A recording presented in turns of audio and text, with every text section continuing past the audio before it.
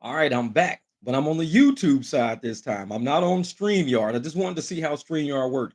StreamYard is a little confusing, so I got to kind of do some research on that before I start using it because I have no idea. It's a lot of screen, a lot of panels, a lot of going ons with that. So I'm gonna stick with what I know. I know YouTube Studio pretty well, so that's where I'm gonna drop this live. Like I said, it's not a important live, like an emergency meeting, no shit like that. And as you can see on the thumbnail of this live, I put my degree on there. And the reason why I did that is because I had some guy, you know me, I'm always verifying people, had the nerve to tell me just because you take a few accounting classes don't make you an accountant. I laughed. I said, dude, you have no idea who I am, apparently. So I said, I'm going to throw this up there. That's my dog in the background. He's actually in here hanging out. What's up, Miss Lisa? What's up? My man, Steve. Yeah, so as a thumbnail, I threw my degree up on the thumbnail just to give them shit. Because I'm like, hey, if you want to verify who I am, trust me, colleges don't just give you an accounting degree because you took an accounting class. It don't work like that. You got to earn that.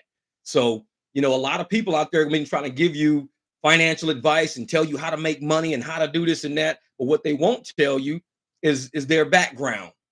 I don't mind sharing my background with people. Everybody knows I used to help millionaires stay millionaires. That's what I used to do for a living. Help rich people stay rich. They paid me to sit in the seat to help them stay rich. So why not use my brain now to help me help people like me? We're drivers. So when I'm dropping videos and I'm coming from an accounting standpoint, it's all I've ever done was accounting, financial statements, profit and losses. That's what I do. What up, Ricky? My man, my man. He says, I got an A plus in counting 1 and 2. No BS. That's right, man. Because to run a business, you got to have a business background. We have a lot of personalities out there that are trying to run business, a lot of personalities. And they say, well, because I'm a personality, I can run business. Some of the biggest stars in the game, whether it's rap, whether it's movies, whether it's athletics, they always got a financial person in their back pocket. Because just because you're a personality, it doesn't mean you're good at business. It just means you're a personality. That's what you do. So I tend to make my videos around the concept of accounting, around the concept of profits, making money so you can take care of your family. That's just how I roll. Like I said, I don't clout chase, I don't fame chase, I don't do all that shit. That's not what I'm into. I've never been into that. And a lot of people wonder why, because I've come from that type of lifestyle before. What up, Flex? My man, my man. Uh-oh, he's just getting in the car to go. Hey, you're about to listen to some funny shit then. Nice, nice. Hey, there you go, Taz. Hey, I was on the other side. I was on StreamYard side trying to test out StreamYard. I need to do more with StreamYard to figure out exactly how to work that tier because that platform is crazy. It's a lot of shit on the screen. This is so basic. I got the chat over here. I got the screen right here. That's all I see. That stream, I open that shit up on StreamYard and I'm like trying to make a movie or some shit. I'm like, hold the fuck up. What am I producing over here? Hold the fuck up. He said, I'm doing ubereats as we speak. There you go. Yes, get it, get it. Yeah, but that's what I do. You know what I'm saying? I've always done everything from a profit background, and I'm not really a cloud back because everybody who knows me, like my family knows me, true people, friends know me. A lot of people that were actually in athletics know me. But I was a track star. Let's keep it 100. I was a track star. I got records everywhere I went to. I ran against Reebok runners, Nike runners. I've run against Carl Lewis. I'm in a Sports Illustrated running against him. Runners World Track and Field News. I've been in some pretty big magazines, but that's not the shit I'm on. I'm on not allowing people to use me to use people. I help people. I pull people up. And I come from a background of, coaches being on my back all the time. We got to win this race. We got to do this. So that gives me the heart and the fight and the thick skin to know that when I'm getting cussed out or when some shit's going down, I can take that because I've taken that my whole life has gotten me to certain levels in life. So when people get on my channel, they be like, oh man, I don't know if I can listen to you. You see, these motherfuckers probably never played sports. I'm cool with that. You got to go. Because you don't walk into somebody's locker room and tell a coach, can you do me a favor and not? They're from a different era. They're from a different era. Hey, Flex said, how old are you? Hey, I turned 50 a couple of weeks ago, man. When I was a freshman in college, I ran against Michael Johnson. He came up to Drake Relays. I went to Drake. So he came up to Drake Relays. I ran against Michael Johnson and Kevin Little. I was a freshman, but I was a fast freshman. I mean, I was setting freshman records everywhere I ran, but I wasn't like Michael Johnson level fast. But because we had Bob Earhart was the director of relays. He was also my coach at the time. So he says, Jeff, how'd you like a chance of a lifetime? I'm like, well, what are you talking about? He says, how'd you like to race against Michael Johnson? I was like, bullshit. He was like, we'll put you in a race if you think you up to it. It was 8 of us in that race. I think I probably got 6th place, maybe 5th or 6th. But first place, Michael Johnson, it was like he ran a 100-meter dash against our 200-meter dash. He was already done. That motherfucker was gone. He was gone. But it showed me real speed. As a freshman, I knew what I was up against if I ever wanted to be at that level of the game. It was a whole nother level of mentality. And I'm glad Bob threw me in that as a young freshman, saying, I'm going to have you racing against Olympic champions your freshman year in college. Because I needed to be humbled. I'm coming out of high school. I'm setting records. I'm the shit. I'm on campus. Everybody seeing me in papers and on magazines and shit, this and that. He says, we're going to put you in a race with a worldwide motherfucker who can actually brag about what he's doing. I was like, cool, let's do it. Let's do it. So he put me in a race with Michael Johnson. From that moment on, when I was a freshman, I truly respected everybody I walked across because I understood who I was at that point. It was like coming from out of a high school, thinking that I was the fastest motherfucker on campus all the time. Everywhere I went, I'm racing against people at Iowa State, winning a fucking freshman classic. The Iowa State Classic, won that as a freshman. Everybody's like, damn, dude, you fast as a motherfucker, man. But when he put me in that race with Michael Johnson and Kevin Little, that really opened my eyes up to the world out there. Like, there's a bigger universe, Jeff, than just Drake and just the high school you went to. There's a bigger universe out there. And I'm glad he did that shit because it brought me to a level of where I knew I had to really dig into my shit, listen to the coaches around me if I wanted to get to a certain level of the game. So he says, hey, bro, whenever you got time, I'd like to speak over the phone. I'm a Rideshare driver and subscribe to your channel. Hope to speak with you soon. Thanks, bro. All right, Mark, my man. Usually I sleep during the daytime. I woke up today about 2:30. So sometimes, yeah, catching me on the phone is hard as shit because either I'm in the car, I got people running this and that. I'm either editing video, but I try to do my best to keep up with people, man. I got even my little sister text me. She don't even call me. She know better. She's like, shit, I'll text his ass. She knows, like, when I get up, I'm like, shit, I got to go wash the car. I got to do this. I got to do that. My crazy dog in the background. But yeah, and that's what I say. You know, I come from a background. And so when I'm doing rideshare, I look at it as a life system. It's not really a career system or a hustle. It's not a hustle. It's life. Is how do you handle life? If you don't handle life right, you're not going to be able to handle rideshare right. Because rideshare, you're picking up a lot of people that's dealing with life situations, whether it's work, picking up kids, going to school, leaving the hospital, going to the hospital, going to the airport. You're picking up a lot of people that are dealing with life. So if you don't understand life from a standpoint of what do I got to do to get this shit done in the most efficient, profitable way so I can move on to the next system of efficient and profitable way, you're just wasting your time. Rideshare is going to waste your time. And you see a lot of people in rideshare who are wasting their time. They're in delivery. They're wasting their time. So what I try to do is make sure I use the same mentality I use in corporate America. Like I said, they don't just hand accounting degrees out to motherfuckers. That there's people who drop out of the accounting program in college because it is a hard fucking program. You're dealing with real life shit when you do accounting. You're about to be in charge of millions of dollars, signing contracts, the SEC, Security and Exchange Commission. You could go to jail. Accountants go to prison. So they're setting you up for a mentality of not only business ethics and morals, but also how to protect yourself against liabilities and shit like that. So whenever I'm making videos and I'm talking to people, I'm doing stuff, I'm coming from an accounting standpoint, not a, I'm famous standpoint or I want to be famous standpoint. No shit like that. I'm coming from, I took care of my family very well when I was younger. And as I got older, I still do. But I can give this information to other people out there trying it. You don't have to go to college to get an accounting degree. You don't have to, because you have a friend that already did that shit already. So you like, Jeff, I'm spinning my fucking wheels in mud. I'm spending a lot of money. I'm doing all of this shit. How in the hell do I get ahead? I'm like, well, first, let's start at a baseline of profitability. Let's start at efficiency. Let's start at your expenses. Let's start somewhere. We need a baseline. So when I'm making my videos, you got to understand, every video you watch is from an accountant that worked in corporate America. It's not just somebody out there driving around, fucking around. That's not what I do. Oh, what's up, Simon? My man. Yeah, exactly, Lisa. It's crazy. Accounting is crazy. Accounting is not even math. It's a bunch of theories. That's all it is. And like, people think accounting is math. It's not math. Yes, we use numbers, but so does engineering a building uses numbers. So does, hospitals and nurses, they use numbers too, but it's not math. You may use math to do it, but there's a lot involved in accounting and the proper way to run a business in order to either stay profit or if you're a nonprofit, not to exceed the profits. Because if you start exceeding your profits, they'll pull your funding or say you guys are getting too much money or you're not expanding fast enough to do what we're giving you the money for. So what up, DoorDash Rev, my man? Yeah, so, and that's why I speak at things from an accounting standpoint, because we're all businesses. If you think about it, when we leave this house, we've made investments in our transportation, in our food, our clothes, where we live. We made investments in that part of life. We made those investments. So now what we have to do is use those investments to make enough money to pay for the life we want. That's called profit margin. If you don't have profit margin, you're not going to live the life that you've built around you. It's called living above your means, living beyond your means. And a lot of people get caught up in that shit because they're thinking too far ahead. And they look at me like, oh, dude, I'm looking at Carl Lewis pull up to the track in a Testarossa Ferrari.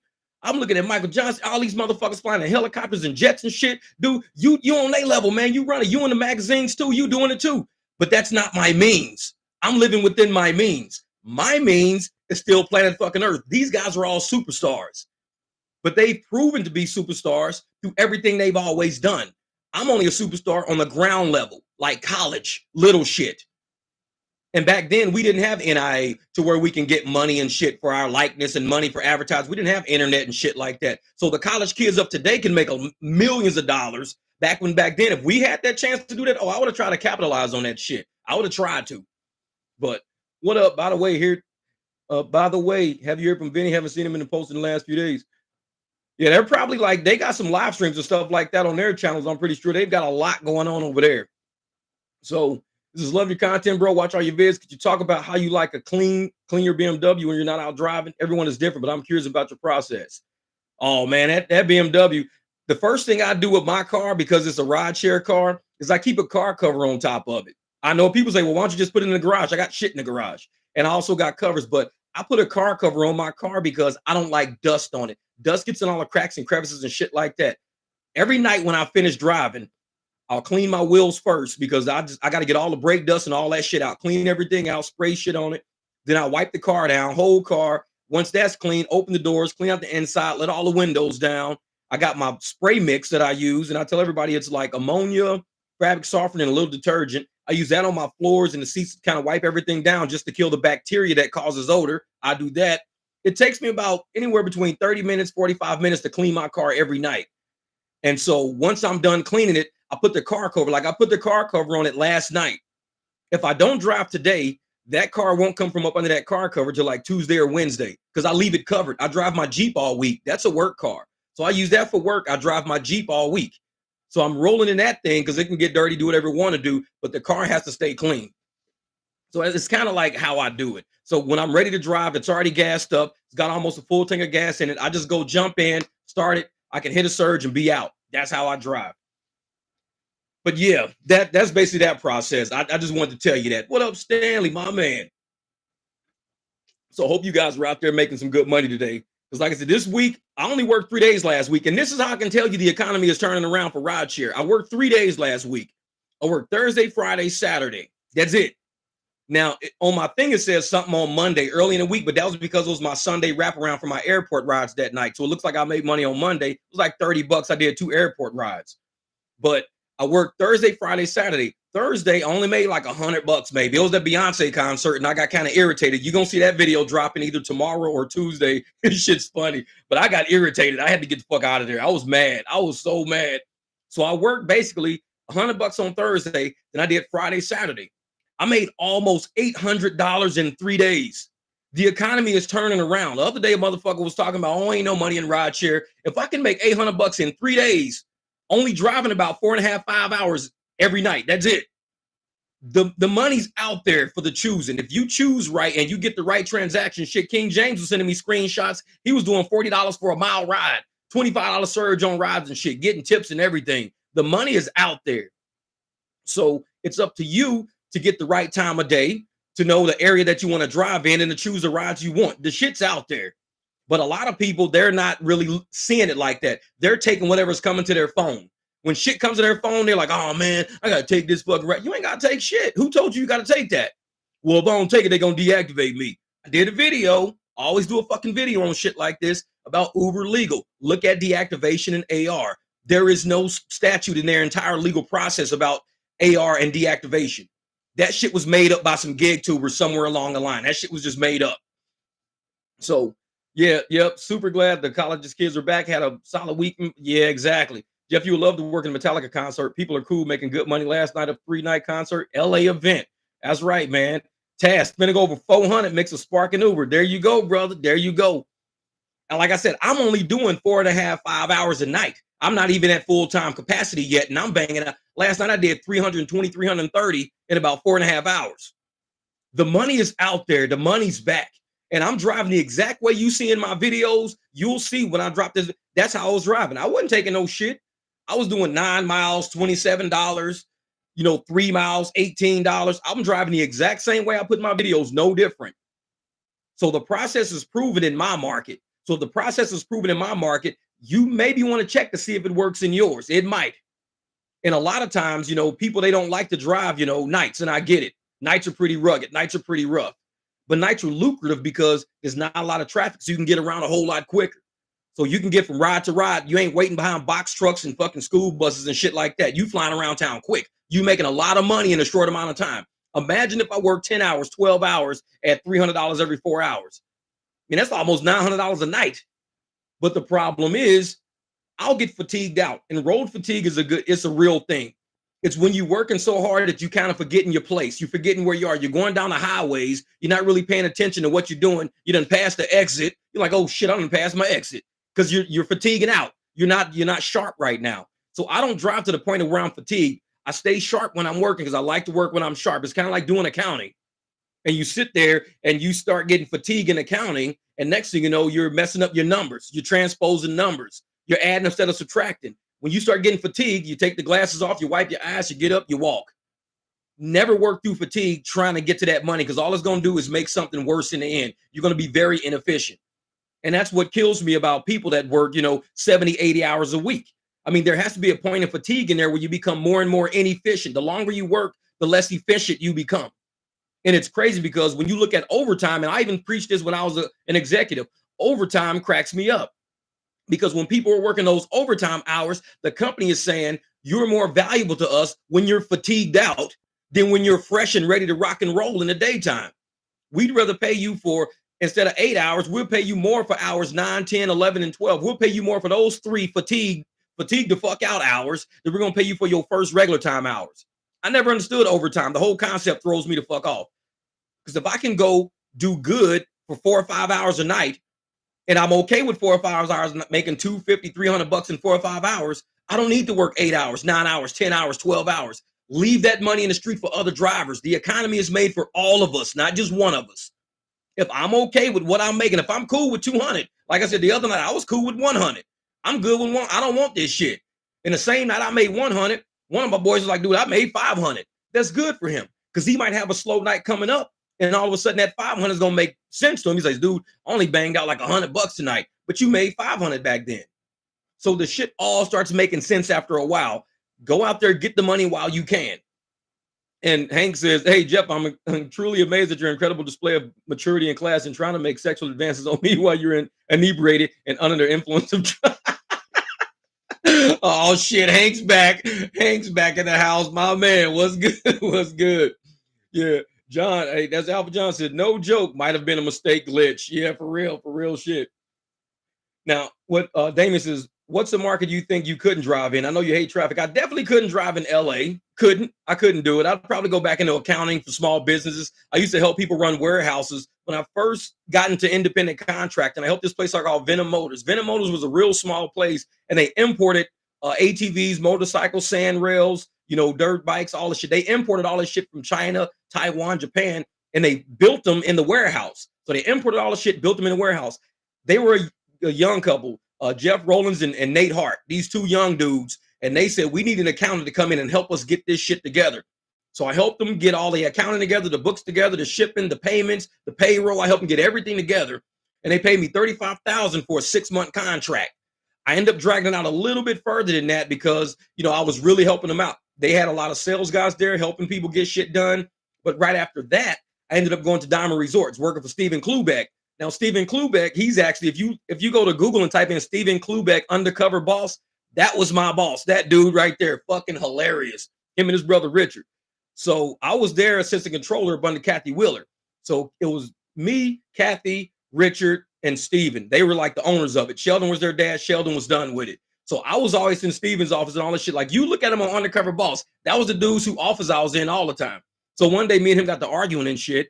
And he was like, Jeff, you want my chair? Do you really want this fucking chair? Do you know what it takes to have this chair? And I was like, man, fuck that. I don't want your chair. So time passed, a couple of years passed, or a couple of months passed. He orders a new fucking chair for his office. So he sends engineering to go get his fucking chair and bring it up to my office. He says, Jeff, now you can have my fucking chair. It was the biggest fucking joke. We were laughing, but it was a really nice, comfortable chair. It was all plush fucking, like a tan leather chair. It was plush the fuck out. I was the only one in the office in the upstairs. Like everybody else had like regular, really nice office chairs. I had this big ass executive, gaudy ass fucking chair sitting behind my desk. It was like, he's got Steven's chair. Well, he fucking wanted it. Him and Steven be arguing about shit all the time. He wanted that fucking chair. It was like, but it was like a big joke on Jeff. You're not ready for this fucking, you're not ready to run this motherfucking resort. You think you are, but you're not ready yet. It was the biggest fucking joke. But oh, there's my crazy dog. There he goes. He's on his way out of here. He's ready to go. Nope, he's just laying down. He comes in here every once in a while. Like I said, he comes in here and tears shit up. That big ass dog, he's nuts. Well, okay, let me see. Weber's talking about, I've been driving days lately. I have to wake up early on weekends. Hard to drive late at night. Yeah, it's hard to drive late at night, man. This is Flex's goddamn. Live looking like shit tonight in my area. Not looking good right now. Time to post up and wave at Wawa and watch this podcast. This shit cast. That's what it is, a shit cast. No, but for real, man, like I said, Sundays around here are pretty good for people flying back in, stuff like that.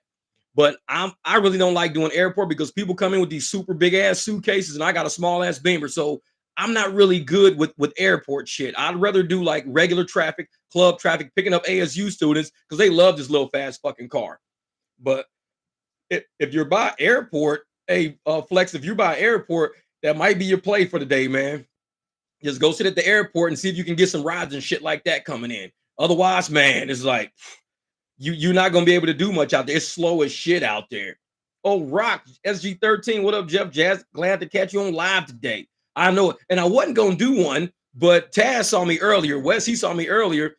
I was trying to do something on StreamYard to see how StreamYard worked. It's just, for me, it's just too busy right now. StreamYard is a little extra. I'm not at that point yet to where I'm gonna understand all that shit. So I kind of like shut that down. I came over here to make sure my sound works. My sound sounds a lot better today than it did yesterday. But once I get the new mic in and all the shit in, the new soundboard and everything, like I said, we're going to have some fun on these podcasts. And what people need to understand is that all this shit is historic. This is all going down in history. So when people like want to drive, like 3 months from now, somebody wants to drive in rideshare, they're going to start pulling up streams and videos and shit like that. They're going to be looking at comments. Because most of the information on most of these podcasts and most of these videos are actually in the comments from actual people who drive.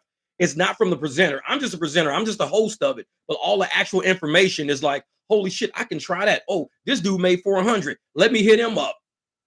And a lot of people might see you in the comments, subscribe your channel and be like, wait a minute. Hey, I just saw you made 400 on a Sunday. How in the hell did you manage to do that? Next thing you know, you got a sub off of it and somebody's looking at your video from it. King J, hey, I was just talking about you, brother. I was just talking about you. Man, you sent me them 2 screenshots this morning. I'm like, holy, you killed it. What? You made about, I think it was $60. I think $60 off less than 9 miles on 2 rides. 2 rides is all he did was 2 rides. $60 less than 9 miles of driving. That's the kind of shit I'm trying to do. That's the shit I'm trying to be on. Because that to me is really high profit margins. That's money in the bank. And on an annual basis, like I said, I only want to drive 30,000 miles a year. That's all I want to do. I'm not trying to drive no 80,000 miles, 90,000 miles in 1 year. I'm not trying to do all that. I'm trying to do as less miles as I can to get the most dollars I can. And like I said, we're all driving ubereats and lyft. But even driving ubereats and lyft, we're getting comfort rates. We're getting Uber Black rates. We're getting Lux rates. Driving lyft and ubereats. Because I'm telling you, it's not about the tier.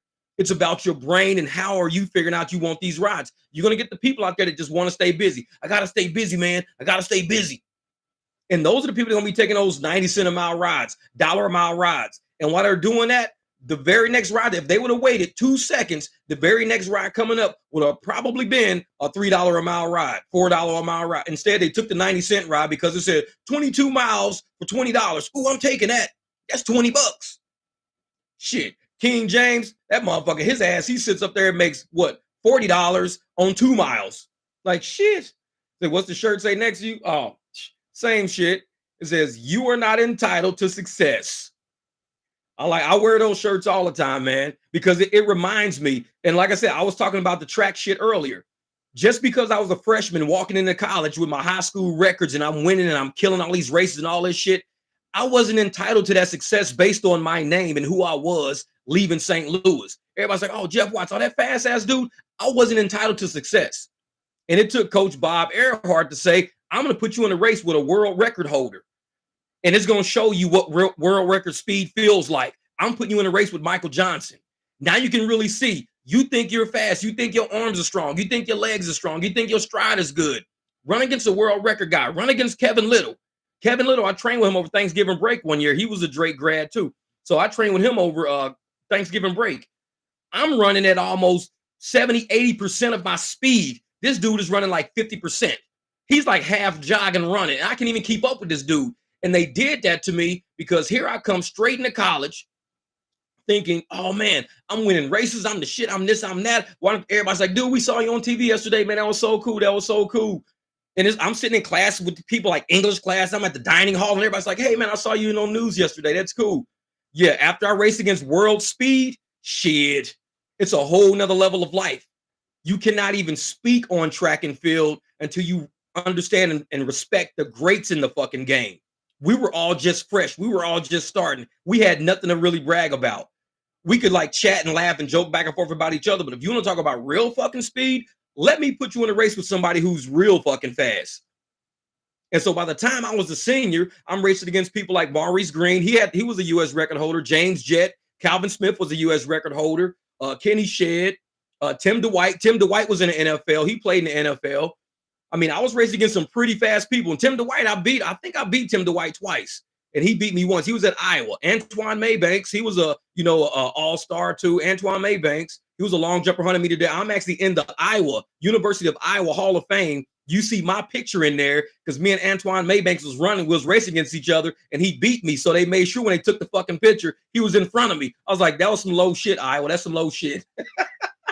So for history, whenever you go to the University of Iowa and you go look at the picture of Antoine Maybanks, you'll see Iowa in the front and you'll see Drake right there. I'm next to his ass. I'm like, yeah, y'all did me fucking dirty. And somebody took a picture of that shit and sent it to my phone and said, "Jeff, look at what I saw at the University of Iowa. Ain't that you?" I was like, don't fucking text me that shit.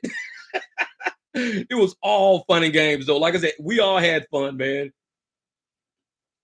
Oh, Mr. Mel, hey, eating some Uncrustables. Hey, today I bought some peanut butter and jelly, man. I'm gonna make my own homemade Uncrustables because them motherfuckers so good. I can eat boxes of them things at a time. So I said, you know what? I'm gonna go buy some actual peanut butter and jelly. So that's what I did. So I'm gonna start making about 3 big ass peanut butter and jelly sandwiches while I'm out driving. Because like I said, man, I don't like eating fast food. I can't eat fast food, man. That shit just, it don't, you can feel it gurgling in your stomach. Your motherfucking veins and your arteries feel clogged up and shit. You be sweating the shit out all the fucking time. I can't eat fast food, man. I can't eat that shit. I'd rather be like a 5-year-old and eat some peanut butter jelly sandwiches. They're like, they see my big ass over in the corner. What that big ass dude doing, man? That's a nice ass Beamer, man. Damn, that Beamer clean. Oh, man, you got a nice Jeep. I'm like, what you eating on? Peanut butter and jelly. Like, wait a fuck. This big motherfucker eating on some peanut butter and jelly like a little kid. I like this peanut butter and jelly. Motherfucker shit. I like that shit. Exactly, Melvin. You got it, man. Man, they are good. Them Uncrustables are good. That's gonna be my new treat. I'm gonna buy 1 box of Uncrustables a week. Them motherfuckers like $9 a box. That's kind of expensive for me. $9 a box is a little high. So I'm like, fuck it, I'm gonna buy a loaf of bread, buy me some peanut butter and jelly. I'm gonna make my own shit. Fuck it. But at least it got me, Uncrustables got me back to eating them. So I appreciate Uncrustables for bringing me back to my childhood and hooking me up. What did he say? Well said, brother. We always take a break and post up on the. Yeah, that's right, man. We take a break. We post up on the corner. We kick back and we relax, man. Better than these dust ass crusty donuts. Yeah, them donuts, man, they leave a salty aftertaste in your mouth. After you eat them donuts, they just feel like, man, these fucking donuts is like, I need to eat something else because it's like eating a banana. You get a weird aftertaste in your fucking mouth. And I'm like, I need to eat something different. I don't like this. But yeah, man. What do you say? Hey, I did the helpline this morning and they got me 2 $5 surges attached to my schedule. Thanks for the info. Stanley, that's what's up, brother. That's what's up, Stanley. And somebody told me that shit. That's why I say, man, these comments on these videos I be making are fire. It's drivers out there that are helping drivers just with the most basic information, but it's money that we need. Look at that. You got $10. That's gas. That's like a quarter tank of gas with my ass. $10. All because you called the helpline and say, y'all didn't give me my surge, man. And I tell people, if we just stay in the comments and we stay pushing for each other, helping each other, every once in a while, you're going to get a shithead in the comments. Oh, y'all ain't making no money. Y'all ain't nothing. Y'all stupid. Y'all giving up too much money in these streets. Yeah, exactly, Tony, man. The microphone's a little better today. Like I said, I did something with the sound box and I was testing it on StreamYard a little bit. And StreamYard gives me a better meter, test meter. So I like that about StreamYard. YouTube don't give me a good test meter. It's like, whatever. I'll figure it out when I get online, damn it. But I can't wait till the new shit comes. And what Driven Tony says, an avocado a day is just what keeps the doctor away. Just found that out today. An avocado. I like avocados because I eat like nachos and shit like that. I can do avocados. Yeah. And Briggs says, health definitely a priority doing rideshare. And people don't get it. People don't get it, man. Navi said, don't start lying today, bro. You're a liar. You're lying to people. It's like, yeah, motherfucker, you apparently don't drive in the right market or you just know how to fucking drive. I don't know what your deal is. You don't come over here with that shit. I don't play that shit. But y'all know me, man. I keep it 100 because I'm a real person. And I think what people don't understand about me, because we're so used to the new era of people not knowing how to talk to people. Like we always talk shit about the kids not knowing how to present themselves in public, not knowing how to go up and just make a friend and talk to people.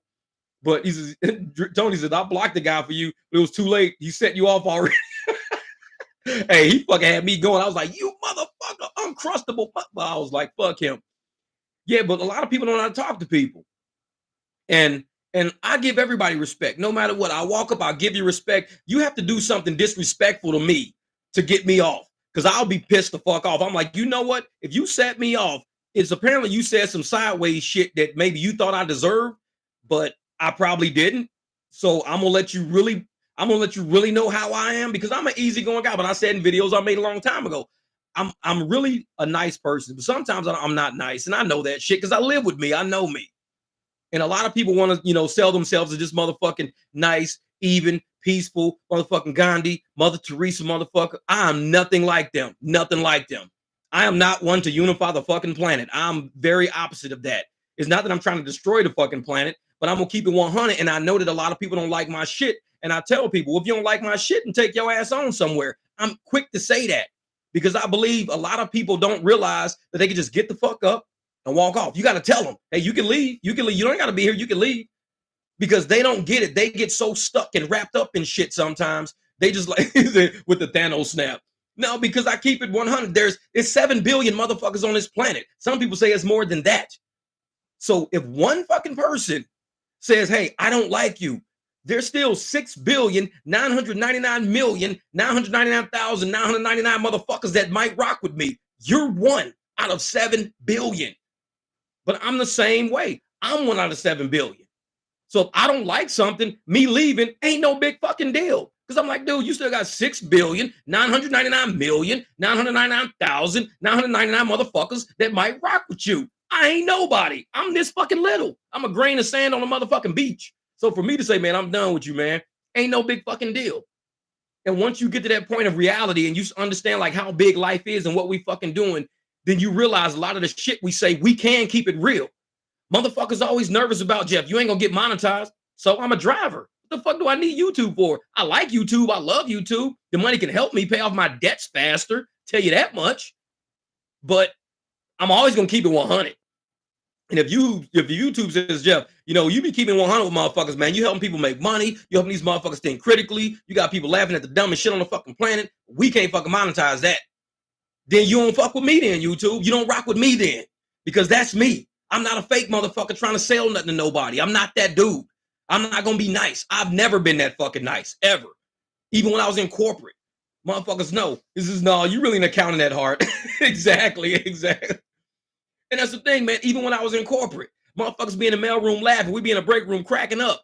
They be like, dude, this is that dude from upstairs. The executive was telling y'all about that ride the motorcycles. Man, dude fucking crazy as a motherfucker, man. I live life every day because I came too close to death a lot of times. A lot of times I came way too close to fucking death. I've totaled 4 fucking motorcycles. After you've totaled 4 fucking motorcycles and you still here, you know you live in a real fucking life. This ain't no fake shit. So you ain't got time to be fucking fake, because the 5th might end it all.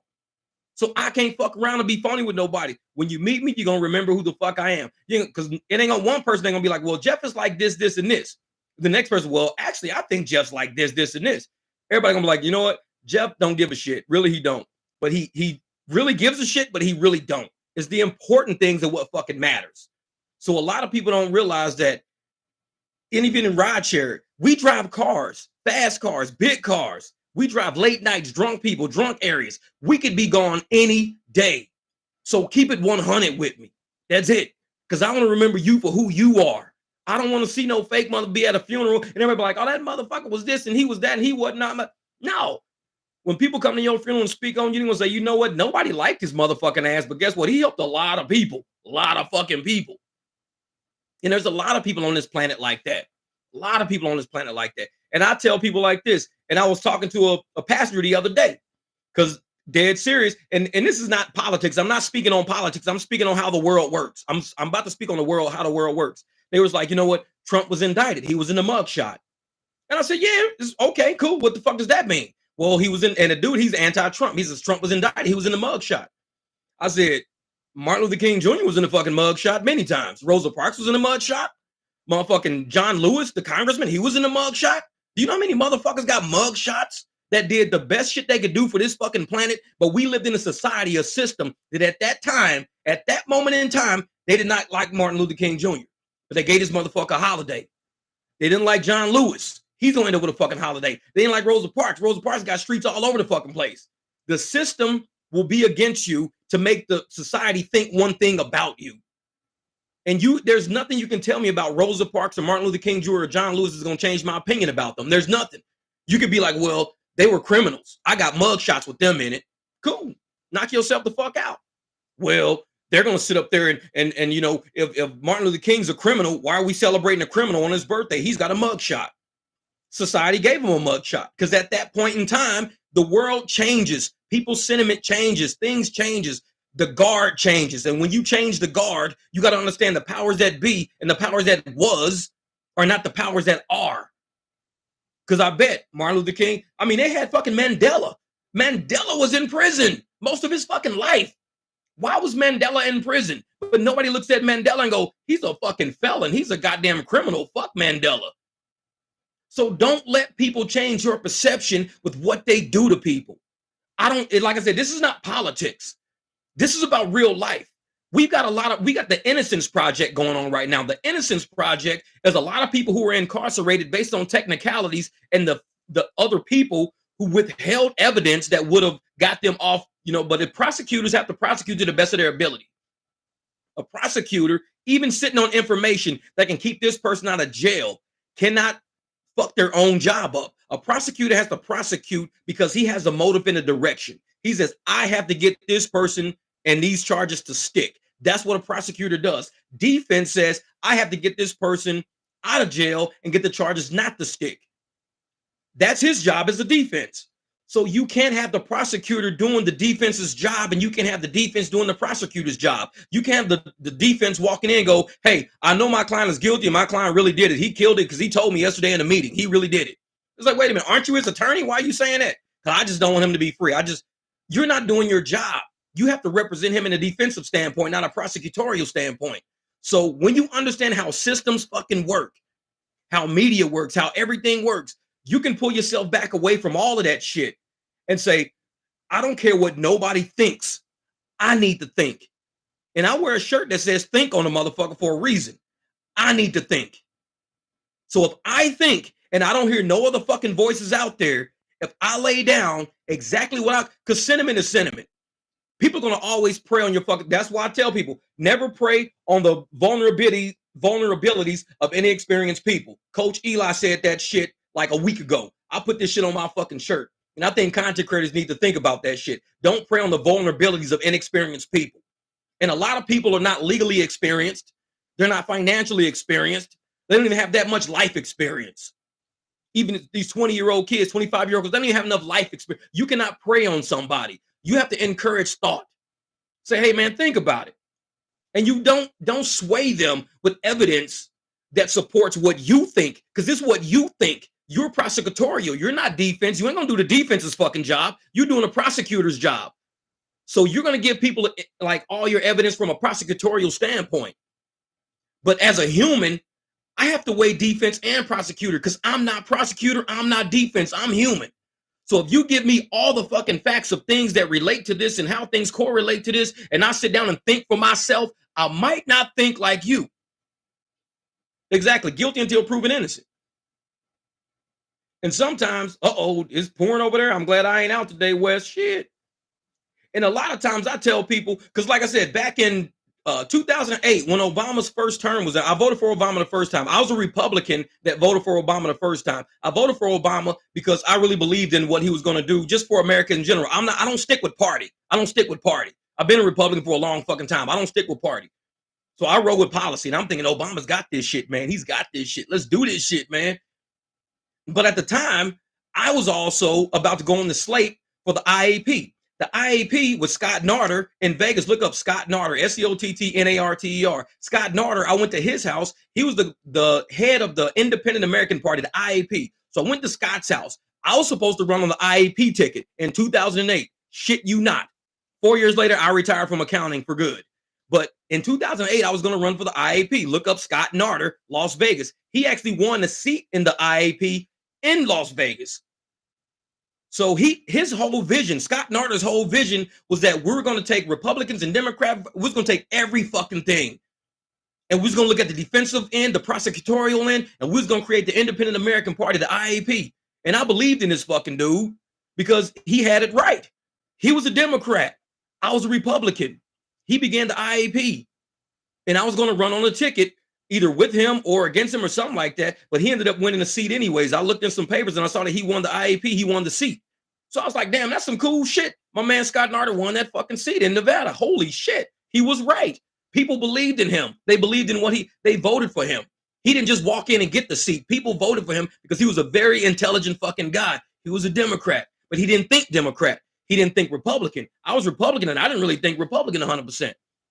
But we rode out. I was even married to a Democrat at one point in time. She was a Democrat. I didn't give a shit because I'm not all about that party shit. I think for myself. My party don't think for me. My race don't think for me. I need to think for myself. So you can tell me whatever the fuck you want to tell me. Knock yourself out. Tell me anything you want to tell me. But I know when somebody's being biased with information, when they're withholding evidence or withholding information, because if I bring some shit up and you don't mention anything about what I just brought up, or you're trying to silence, that's why they say in court, tell the truth, the whole truth. Because there's a certain thing called lying by omission. Lying by omission is when you willfully withhold evidence. That's a lie. So they say tell the truth, the whole truth, and nothing but the truth, which means you cannot speculate, you cannot embellish.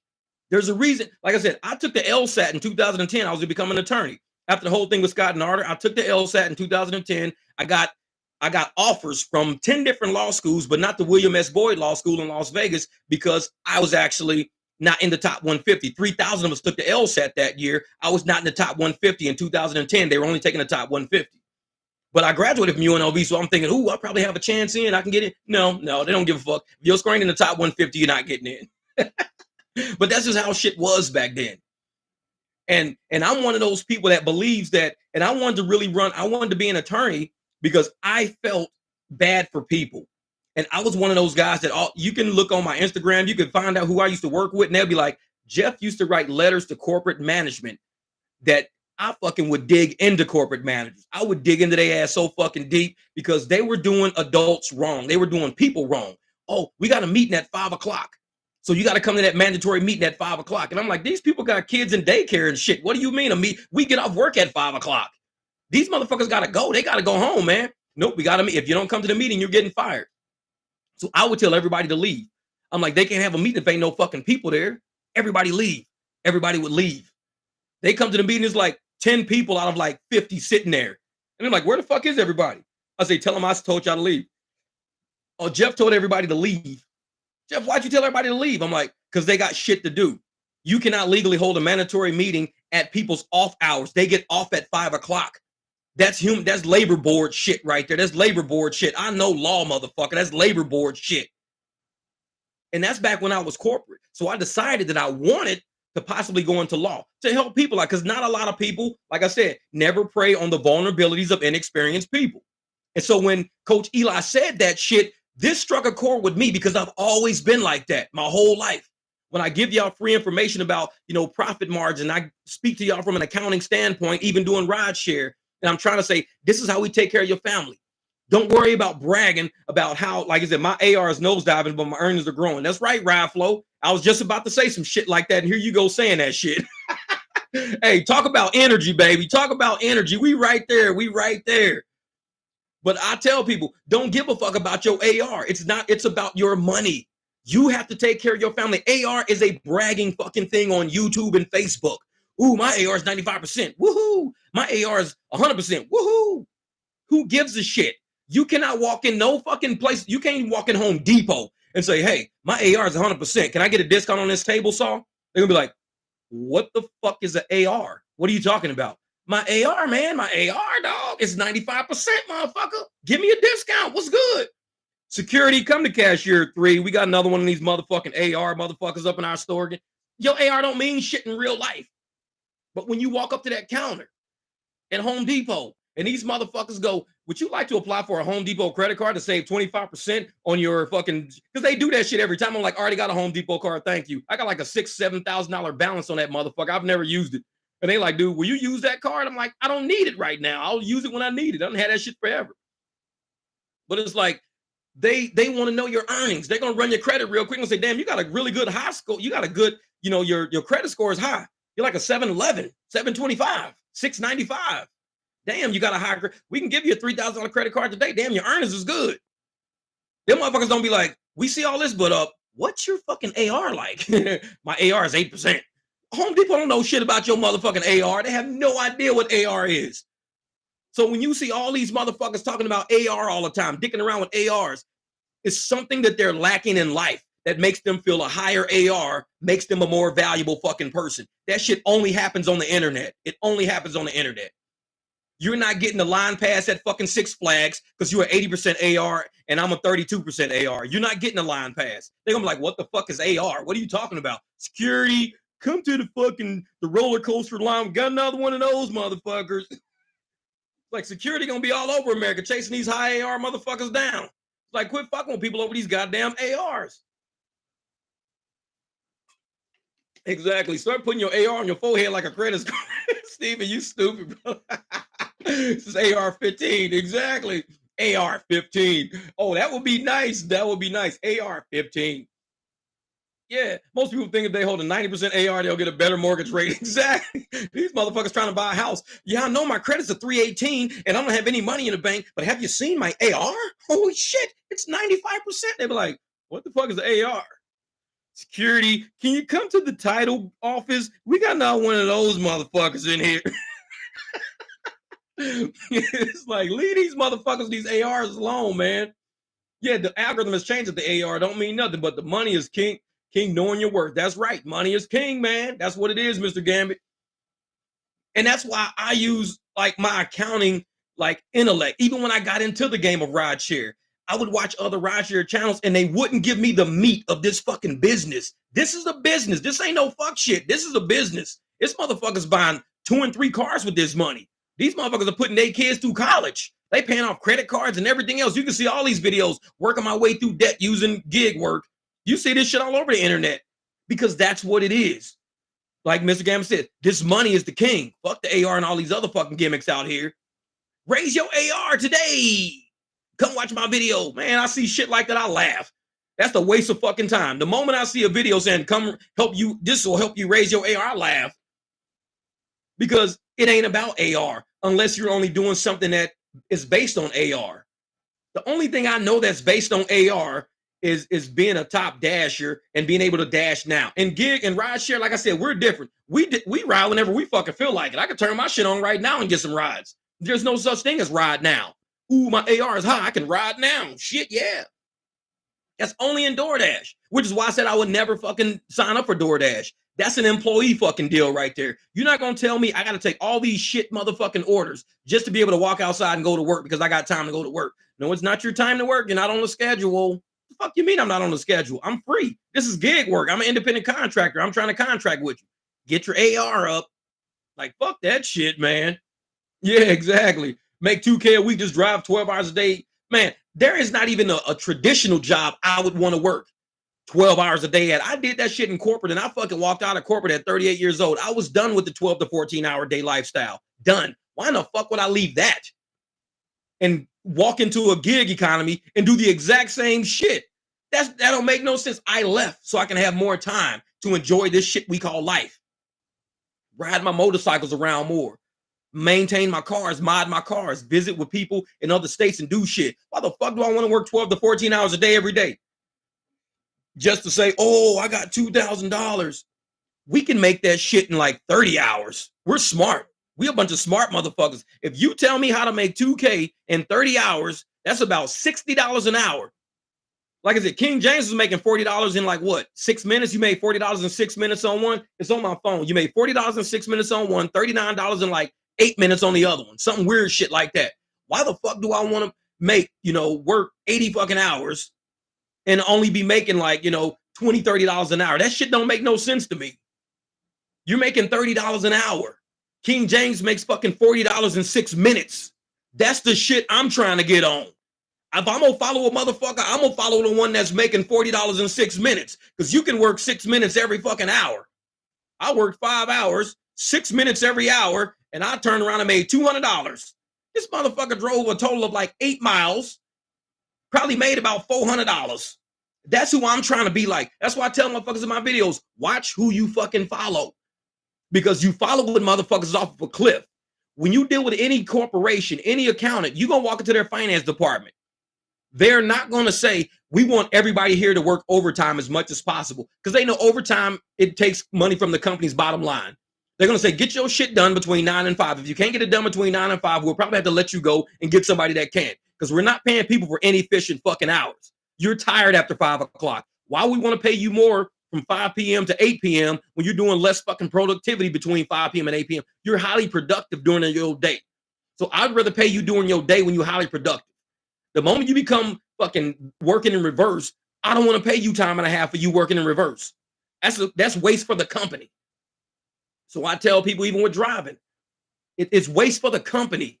You are the company. It's waste for the company to work in an inefficient, fatigued manner. You can't be inefficient. You can't be fatigued out. You can't be making bad decisions just to get off the fucking road. I guess I'll take this 50-cent a mile ride. I'm so tired. No. You want to be fucking fresh, like, dude, fuck this 50-cent a mile ride. I'm not doing that. Stay fresh, stay sharp. Work your best hours. That way you ain't got to do a lot of fucking hours. What'd you say, Coco? I got a question for you, Jeff. From my understanding, you bought a BMW for Rideshare. What are your thoughts on that decision now? Anything you'd have done differently? Nope, because it's orange. I like the color orange. It was an orange BMW. I bought my motorcycle because I wanted a white motorcycle. I saw it. The dude said he wanted $6,000 for it. It was a 2007. I started seeing that motorcycle in Vegas back in 2006 from the first time it was made. When they made the M109R, I said, that's a bad motherfucking bike. I said, I'm going to get one of those in white. That's what I said in 2006. 2015, a motherfucker said, I got a pearl white M109R I'm willing to sell for $6,000. I'm just trying to pay some property taxes. I said, I just bought that bitch off of you. That motherfucker's still in my garage right now. When I want something, I'm getting it. I wanted that fucking BMW. That motherfucker like a piece of candy when I saw that bitch. I was like, damn, that's a nice car. And it matches my Jeep. Ooh, I'm using that shit for delivery. Because at first I said I'm going to use it only for delivery. I said, ain't nobody sitting in this motherfucker. I'm using this shit for delivery. So I was doing delivery in it. I was doing delivery, having fun, delivering Dairy Queen. I was doing ubereats and shit, making a fucking killing, having fun and everything. But all of a sudden, they started taking away my quests and my challenges for delivery. So I was like, I can't do this shit like this. So I would back and forth between the Jeep. I'd use the Jeep some days and do short trips in the Jeep. Then I go back to do delivery in a BMW. And I say, you know what? I ordered some custom mats. All my custom mats keep my floors all clean. I went online. I looked up BMW transmissions in case I can't rebuild the transmission and transfer case. I can rebuild them because I rebuilt my Escalades. I rebuilt the one in my Jeep. Well, I just did the clutch in my Jeep. So I rebuild engines and transmissions. I do that. So I'm not worried about it. I'll take that motherfucker out and rebuild it. So I looked up BMW transmissions. I'm like, holy shit, these motherfuckers only like $1,300 for a 2019 fucking 330i transmission. Fuck, I can just buy one and throw it in the garage at that price. And then I was like, hold up, how much is an engine? $3,800 for a whole fucking motor. So you telling me I ain't even got to rebuild my motor? I can get an engine and a transmission for this 2019 low miles insurance sale where somebody probably got hit on the side or fucking hit in the back. So the engine and transmission is still solid. 15,000 miles, 20,000 miles on that bitch for less than $6,000. I don't have to rebuild these motherfuckers. Yeah, it's an X drive. It's got the transfer case and everything in it.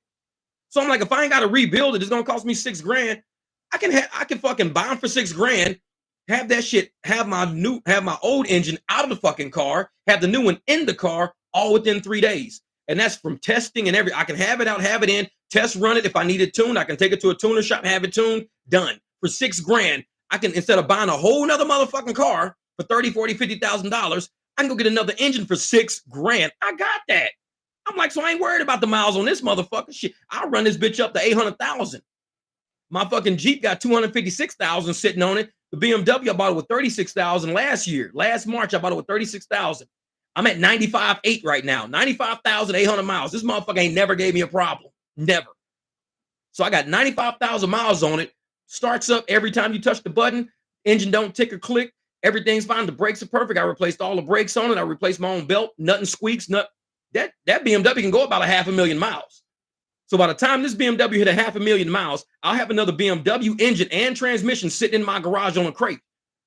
So I'll swap it out. Once it hits 500,000, I can just pull that shit out, knowing that it works. So if I know that it works, I take it out, put that in the garage, take the new shit out the garage, put it in the car. I have a 500,000 mile engine and transmission assembly that works perfectly in the garage in case anything happens to the new shit that I just bought, because I want to run that to 500,000. So I'm one of those guys. I'm old school. You know, I don't look at cars as burdens. To me, cars are like fucking puzzle pieces. They're fun. I love cars. I love motorcycles. My motorcycle that I got in the garage, everybody told me there's no way you can fit a 310 back wheel on that thing with a stock, swing arm and all that shit. I got Harley Davidson air ride on my shit that I installed. You see that shit on my channel. Harley Davidson air ride system. Everybody said that shit not gonna work. It's been running for almost a year, maybe 2 years. I don't even remember, about a year. Oh, that big ass 310 ain't gonna work. I did that shit in like 2018. I finished putting that on there. So 2018 so that's 5 years of riding on that big ass 310 back there. There's shit that I do in my garage with my welding equipment, with everything I touch, that other people base on their capabilities. Not everybody has the same capabilities. That's why we have engineers out here with suspension bridges and fucking compression bridges and fucking extended bridges and goddamn buildings, all this and that. And there's a lot of engineers and a lot of just people in general that be like, how the fuck they make that building? How the fuck they make this work like that? Because not everybody has that capability mentally to make some shit work. Well, I do my oil change every 9,000. It automatically pops up in my car. It's a 9,000 mile transmission, synthetic oil only. My Jeep is about every 10,000. So I do every 10,000 in my Jeep, synthetic only. My supercharger, it changes every 4,000 miles. So for every 2 supercharged changes, I do 1 oil change in the Jeep, because the supercharger also uses oil too. Because you can't run it dry. It would probably burn the gears out in that thing. So I run a supercharger. I drain my differentials front and back on the Jeep, drain the differentials, refill them with new 7W90 lube oil. You drain your transmission, fill that shit up with 75W90 lube oil. You're good to go. It's just a whole bunch of draining and filling. Because oil loses its viscosity, you get metal shavings and shit. Once you get metal shavings inside of your fluid, those metal shavings turn into sandpaper. Now, shit that used to have a sharp edge slowly starts getting rounded off, because all the metal shavings in your fluid is now sanding shit down. The more it touches, the more it's starting to sand shit down. So you're thinking, oh, it's got oil in it. Yeah, it's oil, but it's not fresh oil. It's oil with a bunch of medical particles in it, and it's sanding shit down as it rotates. So it starts getting more rounded. Next thing you know, it's just skipping. It doesn't even stick no more, because you're not 75,000 miles of that shit. Now all of a sudden it's like, what happened? You rounded everything off. You can't sand something forever and it still have the same fucking point on it. So that's the way I look at engines and shit like that. Yeah, 2002 BMW M Coupe is the one I want. Oh, I like that. There was this guy that was selling an 05 M8. He had an M8. It was an 05 M8. And I was like, dude, I would love that fucking shit. Hell yeah. It was a big ass V8, man. That shit was crazy. Gigan said, that's why I bought a Tesla. I know it, man. A lot of people do shit like that. Like I said, Gigan, there's a breed of people like me that are becoming more extinct. We're engineers. We're garage guys. We like to build shit. Just like people that paint. A lot of people go to the store to buy a painting because they don't paint. A lot of people take their cars to shop because they don't work in shops. But there's people like me who find therapy, who find satisfaction in building a motorcycle. I can't build no fucking Tesla. To me, to have a Tesla would be the most boring shit I could do with my life. Real shit. Could I drive it? Yeah, I could drive it. Everybody drives a fucking Tesla. I could drive it. But then I would be in my garage, all these fucking tools and shit, all this shit I got. I wouldn't have no use for none of it. My life would just be like, all this shit I did with my whole fucking life has now just changed. I don't need all this oil. I don't need my oil filters. I don't need my suction stuff. I don't need my testers. I don't need my welders. I don't need none of this shit. I got a garage full of shit I can't use because I bought one thing that changed my whole life. I love working on shit. It's like taking a computer and you got guys who love working on computers and building computers. And one day you say, we're going to make something to where you never have to work on a computer ever again. All these guys who like building gaming systems, like all that shit up in the closet back there, all them boxes at the top. That's my son's gaming PC, custom built. Those are fucking, all that shit's custom built up there. So when we went and we had to buy all these components and all these parts, all these intercooled fucking intercoolers with goddamn liquid and shit and the fans and all these big ass super graphics cards and everything, and this guy had to put all this shit together to make it work. That's all that shit up on that shelf. Anything goes out, we have to replace it with the exact same model because that's how he built the computer. And that's why I want to keep it like that. It's a super fucking gaming computer. And that motherfucker has no lag. It's crazy fucking fast. But that's what we do. We're engineers over here. So to bring something into my life that I can't do shit with, it's probably not good for me. Because if you bring some shit over here that I can't do nothing with, I feel that I'm useless. I'm useless now because I've always done this my whole life. I've always worked on something. I always take the wheels off. I got a tire changer with a balancer in my garage. I do my own mounting and balancing. Even the big ass Jeep tires, I do my own mounting and balancing. I just order shit offline when they show it up at the house with UPS. I take everything off, take it to my garage. I do my own mounting and balancing. So we're a different breed of people. We're always gonna have the Tesla people, always gonna have the people who don't want to work on shit because that's just the way the world works. I mean, we don't discount and be like, oh man, you don't work on your own shit. You ain't nobody.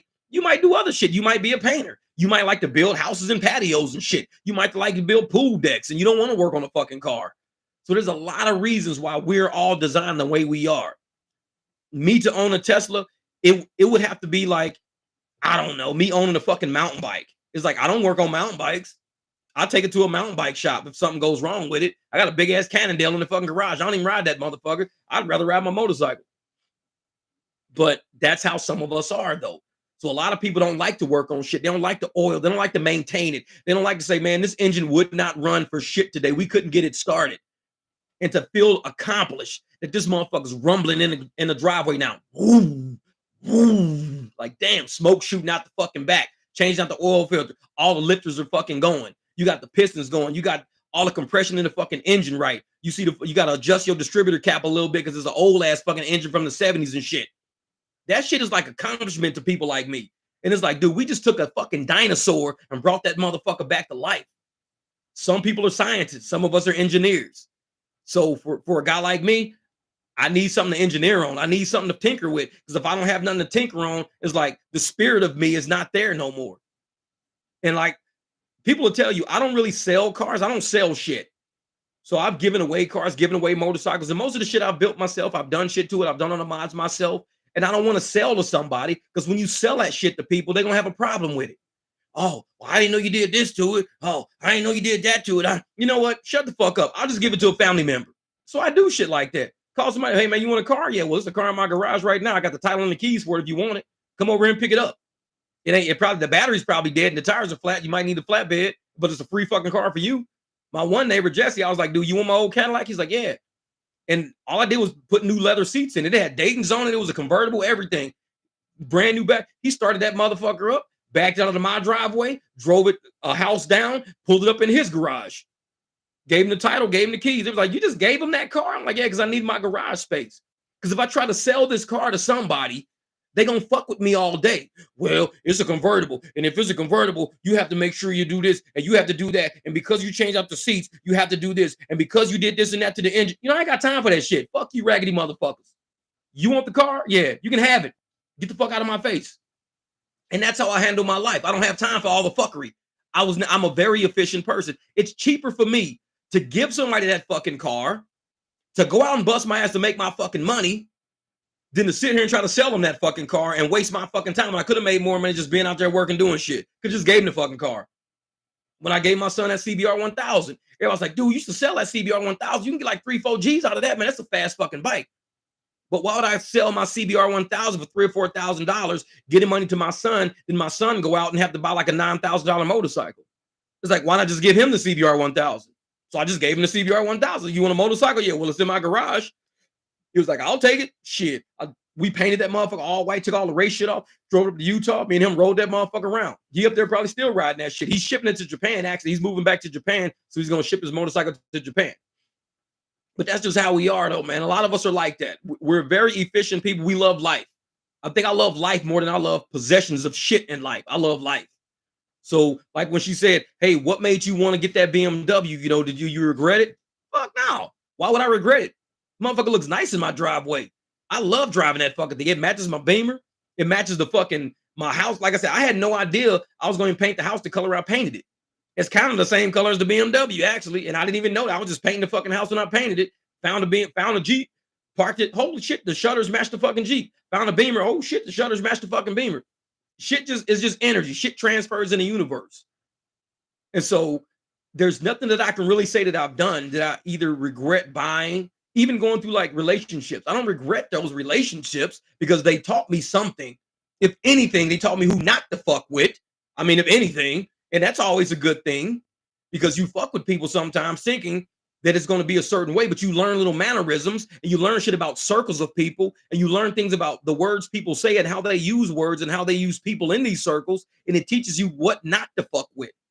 So even the relationships I've been through and I've gotten out of, those have helped me like be more successful at who the fuck I am as a person.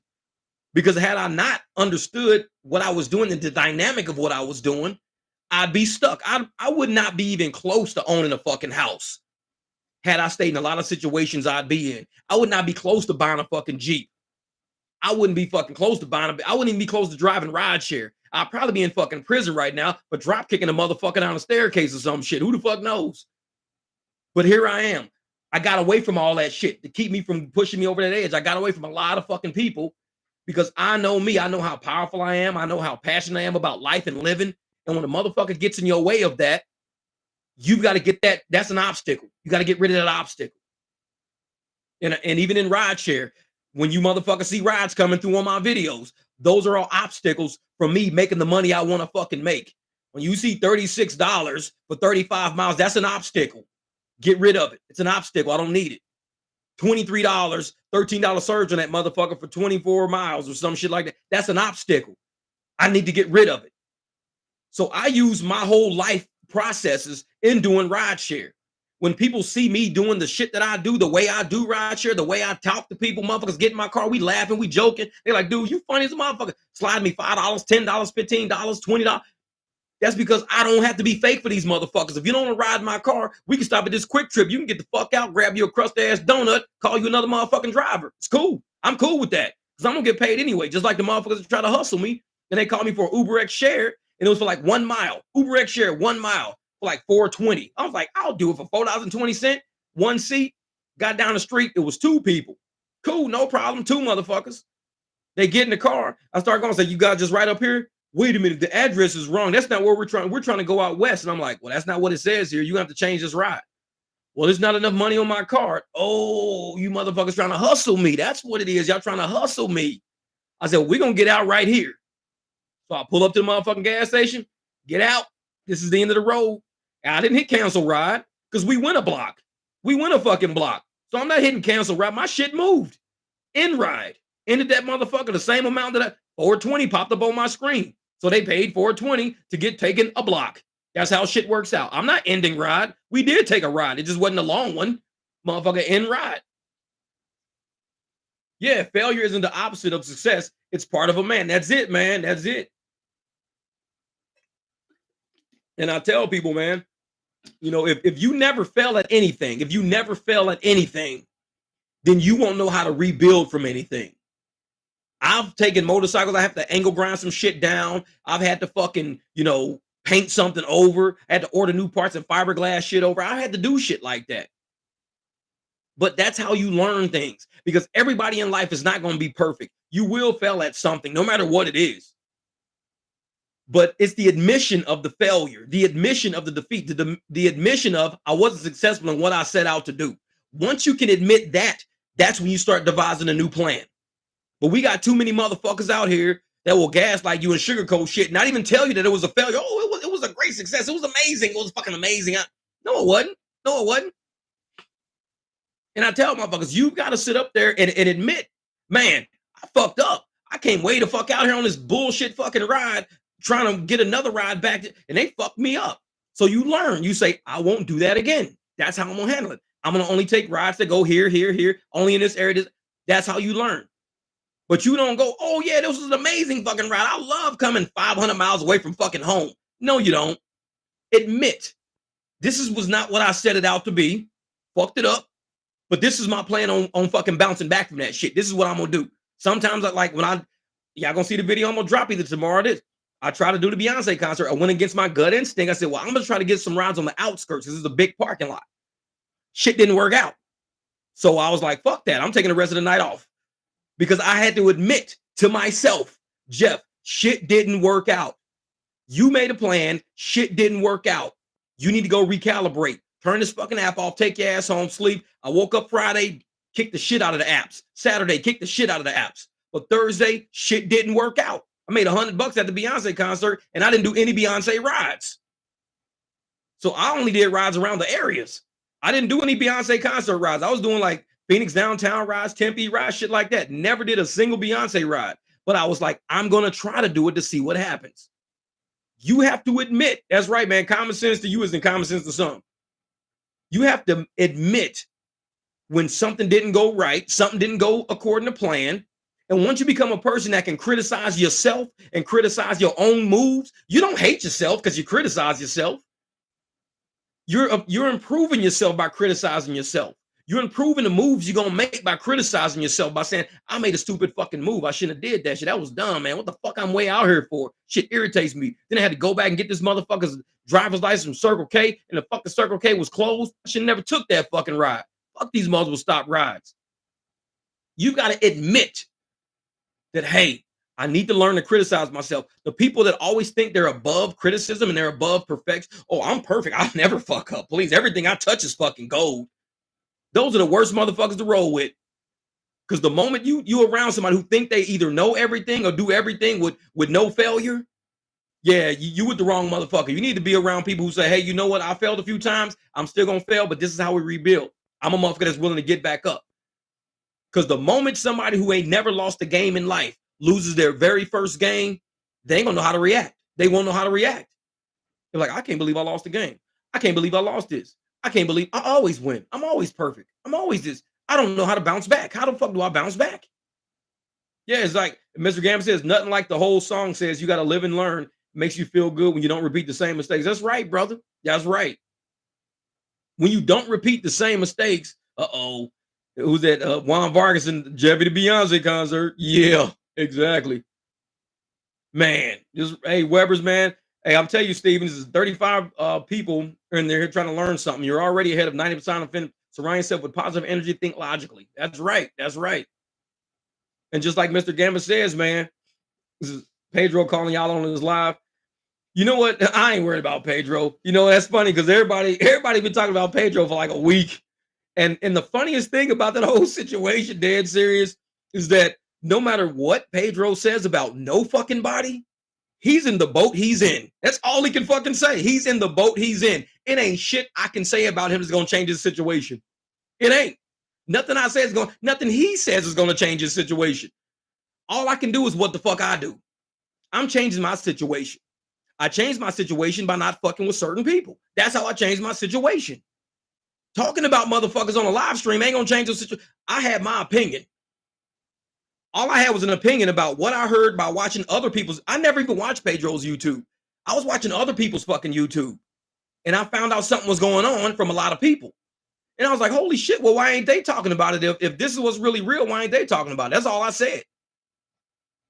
And I said, well, if there's something going on and people ain't, well, like, hey, remember this, never prey on the vulnerabilities of inexperienced people. Content creator rule number one. And these motherfuckers fell victim of it. They all fell victim of it. They're upset that they try to prey on people who didn't have experience. But I told motherfuckers, I might be new on YouTube, but I'm not new to life, motherfucker. I've been here for a minute. I've been here for a minute. I know what the fuck bullshit sounds like. I know what bullshit looks like. So I can't change nobody's situation. That's not what I'm here for. So if somebody bullshitted somebody, got caught in the bullshit, trying to gaslight and explain their way out of the bullshit, it's not my problem. It's not my fucking problem. All I had was my opinion about the matter. I said, my opinion is this. If you don't like my opinion, I don't give a fuck.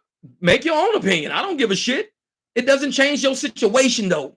My opinion does not change the situation that you're in.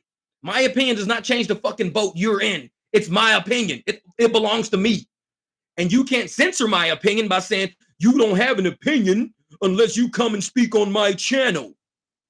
Tell you what, trucking, yellow truck company, 99-year-old company put padlocks on his fucking gates and closed down. You know why that 99-year-old company put padlocks on his gates and shut down? Because ain't nobody too big to fail. Ain't nobody too big to fail. So you think because you got a lot of fucking subs, I owe you some shit? Ain't nobody too big to fail. Trust me, I'm just starting out. I'm crawling, motherfucker. I'm in the fucking Bobo seat. I'm in the motherfucker, whatever they call them, little Dumbo seats and shit. So I'm sitting here like, he says, I'm selling options to $2 for $5 if anybody's interested. Selling opinions. He said, I'm selling opinions $2 for $5 if anybody's interested. Yeah. So no matter, my channel, as small as it is, I can't misstep. I am too small to take a misstep. I'm too small to get involved with motherfuckers who are already going downhill. I'm too small for that. It's kind of like saying, if I only have $100 and somebody says, hey man, these tickets are $90 a piece, I don't have enough money to make a mistake. That means $90 is 90% of my fucking money. I don't have enough to make that mistake. So if somebody says these tickets are $90 and I've got $50,000, I'm big enough to make a $90 mistake. I'm a very small channel. This first video I saw on this channel, I couldn't go past 5 minutes. The man is so full of himself. I'm not sugarcoat. Yeah, a lot of people say that shit. Pedro needs to pick up some people from time to time to remember what it's like dealing with people and put down those hot dogs. Exactly. Because motherfuckers, man, like I said, I am way too small of a channel to take a misstep. I'm not a big channel. I'm just, I'm an older guy. That's about it. I'm an older guy with common fucking sense. I've lived on this planet for a while. And I got common sense enough to know that subs on YouTube, I cannot speak on that shit when I walk in Home Depot to buy wood. I cannot go, hey man, I got like 5,000 subs on YouTube. Can I get this discount? They're gonna be like, we have no idea the fuck you security. You got another one of them motherfuckers. And it's like, all this YouTube shit does not cross over to real life. So the only thing in YouTube, on the platform that can cross over to real life, the only thing that can cross over is the money you can make on YouTube. Because you could take that money in YouTube and you can help pay your car off faster. You can now help your son get all the school books for first fucking semester. Say, dude, I'm going to buy your school books for first semester. Or I'm going to pay for your dorms for the first semester. The money from YouTube can cross over and help motherfuckers in real life. Because if I say, hey, I'm going to pay for your tuition and your school books for first semester, that means my son can take Ubers and tip Uber drivers because he don't have to fuck. So I carried the money, paid for all his books, paid for all his tuition. So now when you take a Uber little kid, you tip that fucking Uber driver because you don't have to pay for books and tuition. All this fucking money crosses over and it trickles into everybody's fucking life, from YouTube into the whole fucking economy around us. I can go to dinner. I can tip some fucking body $5, $10. That's the only thing off of YouTube that's transcending that can go to other fucking places. So when you tell me you're a channel that don't understand the concept of YouTube or business and you fucking demonetized at this level in the fucking game, you're demonetized at this level in the fucking game. I ain't fucking with you. I'm not. You got me fucked up. I am not fucking with you. You should know better. If this is what you do, you should know better. I told motherfuckers last year, look at my videos. Y'all ain't gotta believe me. I told motherfuckers, I don't do reviews. I don't pull shit off of a whole nother platform like TikTok and put that shit on YouTube just to go viral, just to get YouTube money. Because you know what's gonna happen? The motherfuckers on TikTok is gonna say the people on YouTube are selling TikTok content, putting it on YouTube, so YouTube's getting viewers when these motherfuckers should be on TikTok where the content sits. So you got legal at TikTok, calling legal at YouTube, saying, get your people in fucking check, or else we're going to have goddamn copyright laws coming on YouTube. What the fuck? So you know what they do? They go, get rid of all these goddamn content creators that's taking shit off of fucking TikTok that don't belong to them, putting it on YouTube and going, well, it's fair use. Fair use is 2 fucking words. Fair use is 2 words. Do you know how much it costs to go to fucking court based on those 2 fucking words to prove that those 2 words are what you're really doing? Do you know how much money it will cost YouTube to go to court? You can sit and say 2 words on the fucking internet, but those 2 fucking words can cost you a whole lot of millions of fucking dollars. So instead of fucking with fair use, be original, motherfucker. Be original. Stop regurgitating fucking content. That's what you can start by. Fuck regurgitating content. 2 words, fair use, don't come into play when you doing your own shit. Do your own shit. Be you. Rock on you. Ride your own fucking shit. Stop riding other motherfucking creators' coattails to success. Be you. So if anybody want to talk shit about me, my small ass channel that don't do a motherfucking thing, I could give a fuck less. It's their opinion. Their opinion don't change what the fuck YouTube pays me. I speak how I speak, act how I want to act. My opinion is my opinion. Their opinion is their opinion. Talk shit about me all you want. It does not change the fucking situation you in. And it definitely don't change the fucking situation I'm in. Because my situation is only going to get fucking better as long as I don't follow those motherfuckers. Think about it.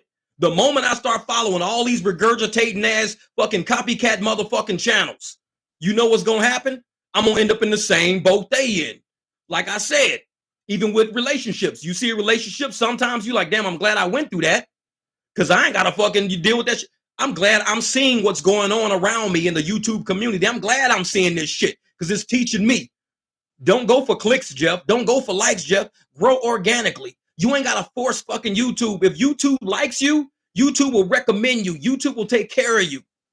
If YouTube wants you on their platform, YouTube gonna rock with you. They gonna fuck with you. But the moment you start going outside of the guidelines of what YouTube has established for you in these contracts, this shit that you got to read, and all you got is, well, fair use, that means you are not an original content fucking creator. The moment I hear a motherfucker say fair use, I'm not fucking with them. I don't want to be on your channel. Because just like them, that Fresh and Fit, those motherfuckers was having people on their channel that YouTube got rid of a long time ago. So how does YouTube get rid of these motherfuckers and you hosting them on your channel now? You asking to be fucking kicked off of YouTube. You asking to be demonetized.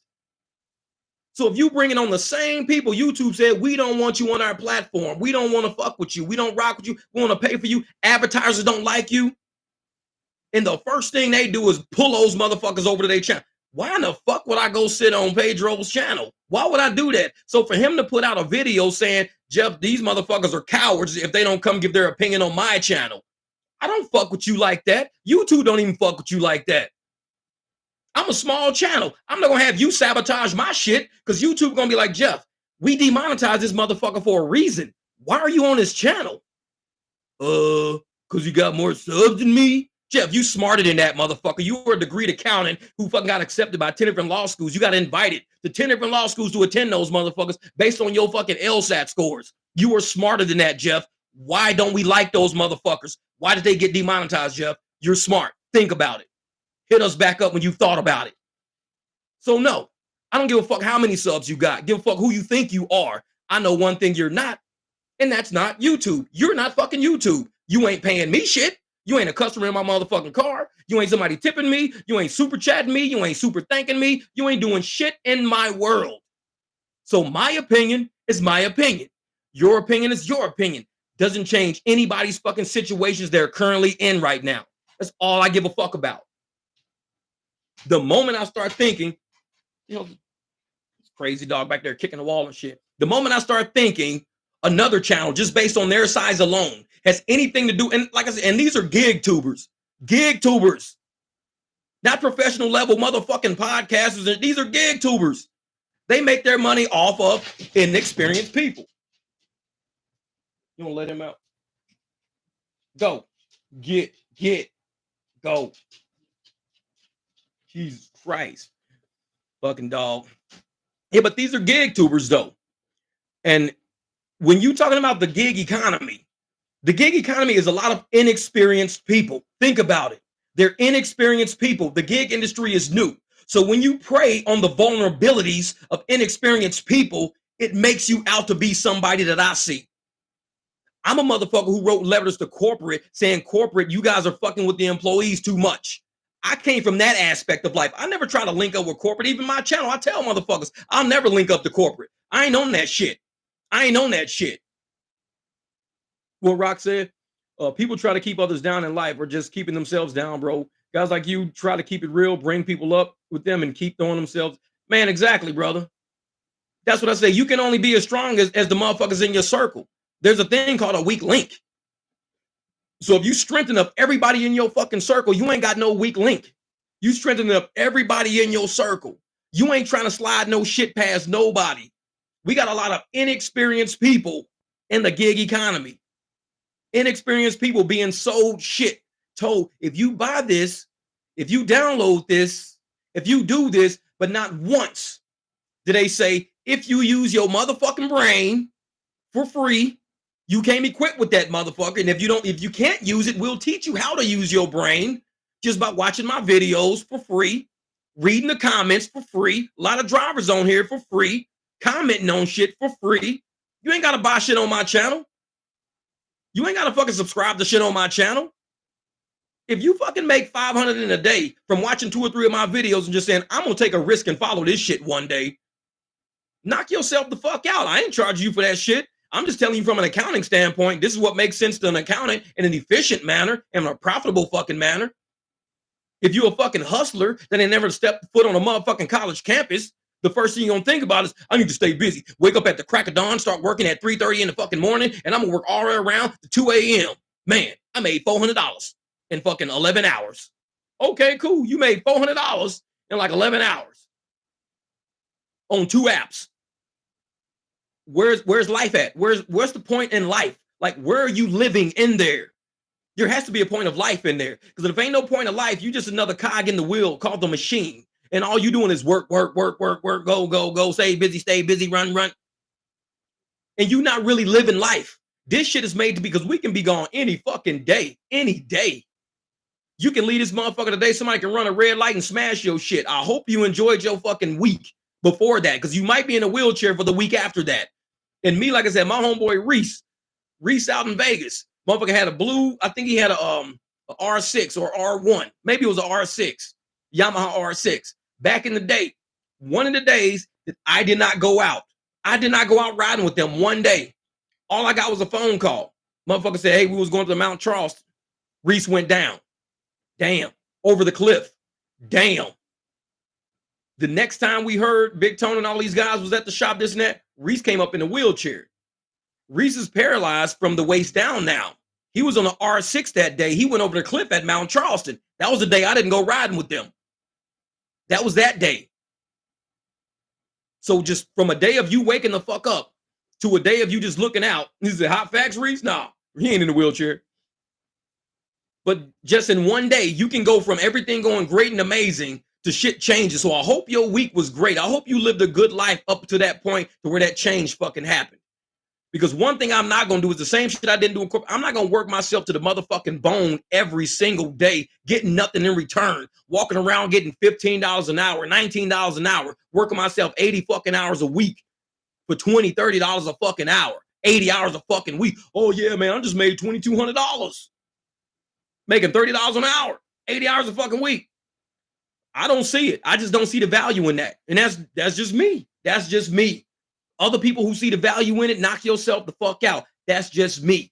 We all have an opinion on how we want to live. And people going to rock with the opinion that they roll with.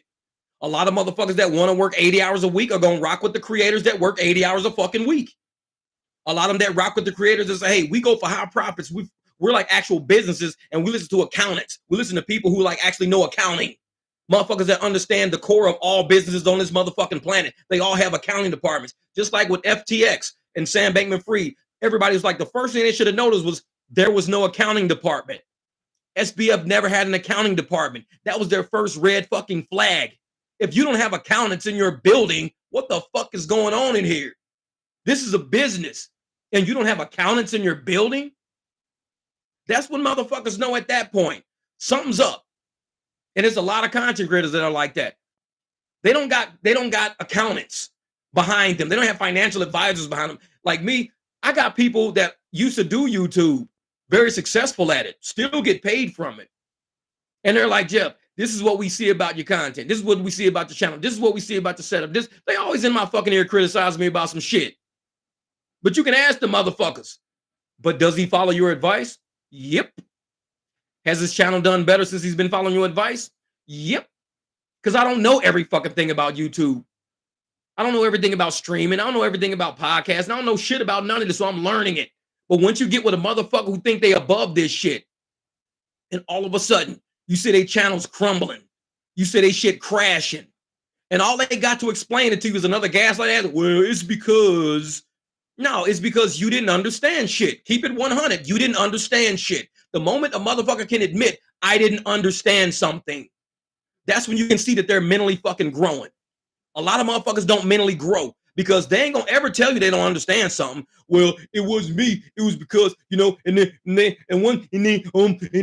that's all these motherfuckers say. They got 50,000 fucking sentences without just using saying, you know what? I fucked up because I didn't understand something. It's that easy. It's that easy. But when you got way too much fucking pride, way too much fucking ego to where you can't just sit up and say, hey, I didn't understand something. Because the motherfucker who doesn't say it, exactly, blaming everybody but they self. Blaming everybody but they self. Hey, Rock, I appreciate that, brother. Bro, I'm a new Uber driver, and with your advice on your videos I've been watching, I made $100 in 2 hours yesterday. That's what I'm talking about. Shit, efficiency, shit like that. Because you maybe only needed $100. Went out and knocked that shit out in 2 hours instead of like 4, 5, 6 hours. You knocked that shit out in 2 hours. You're like, I'm cool for the day. You could have said, you know what, I'm going to do this for another 2. Knocked out 200 in 4 hours. I'm good for the day. But that's what we do. We do efficiency around here. We do efficiency. We don't fuck around here. So, hey, what up, good boy, my man? 199006. Yeah, and that's right, L. Hey, everybody will blame everything but themselves. And you got motherfuckers like that because they think their pride and their ego is so strong because they think, well, I got all these people following me. I can't admit that I'm wrong, that I'm a bad person to follow. You ain't got to admit that you're a bad person to follow. Motherfuckers just watch reality. We see reality. You ain't got to admit to nobody, I'm not the right person to follow. You ain't got to admit that. Motherfuckers can see that. It's visible. It's visible. Ain't nobody being tricked. Ain't nobody being fooled. Ain't nobody being gaslit. The shit's visible. When you tell a motherfucker, this is what's happening in my life, this is what's happening, the channel, this is what's happening to my things in it. You, like I said, motherfuckers can see this shit. You ain't got to admit it. Reality is what it is. The boat you're in is the boat you're in. You're in that motherfucker. You can't talk yourself out of that motherfucker. You are in that boat. That boat has left the fucking dock. You got a set of fucking oars. You got to work that bitch back to the dock now. But you can't tell people, well, I'm still at the dock. No, you're not. It's visible where you are. You're in a boat in the middle of the fucking lake right now. So you can't lie to motherfuckers that are clearly seeing what the fuck is going on. And a lot of people don't see that, man. They're so trapped in the illusion of who the fuck they are and the real scheme of reality around us that they keep digging the fucking new hole for themselves and keep digging a new hole for themselves and keep digging a new hole for themselves to the point to where they're going to admit, oh man, I'm having a rough day. You've been having a rough fucking day. You finally realizing it 2 fucking months later. It's been 2 months. Your rough day has turned into a rough 2 fucking months. Because when you don't admit the reality of the shit you going through, oh, trust me, reality gonna wake your ass the fuck up. It ain't, my opinion won't wake nobody up. What up, Aaron? My opinion ain't gonna wake nobody up. My opinion is just my opinion. That's all it is. It's my opinion. It ain't waking no fucking body up. Reality is what wakes motherfuckers up. Seeing shit that was said, seeing shit that's done, seeing shit in front of you. That's what wakes motherfuckers up. So like I said, I don't give a fuck what nobody says about me. They need to be worried about reality, the reality you in right now. That's your biggest fucking problem. My mouth is the least of your fucking worries. My mouth is the least of your fucking worries. I am, like I tell motherfuckers, I am a grain of sand on the fucking beach.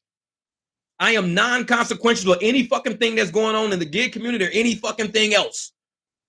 So if a motherfucker is worried about a grain of sand on the beach, if a motherfucker is acting like that grain of sand is a fucking boulder, then how small is that fucking person?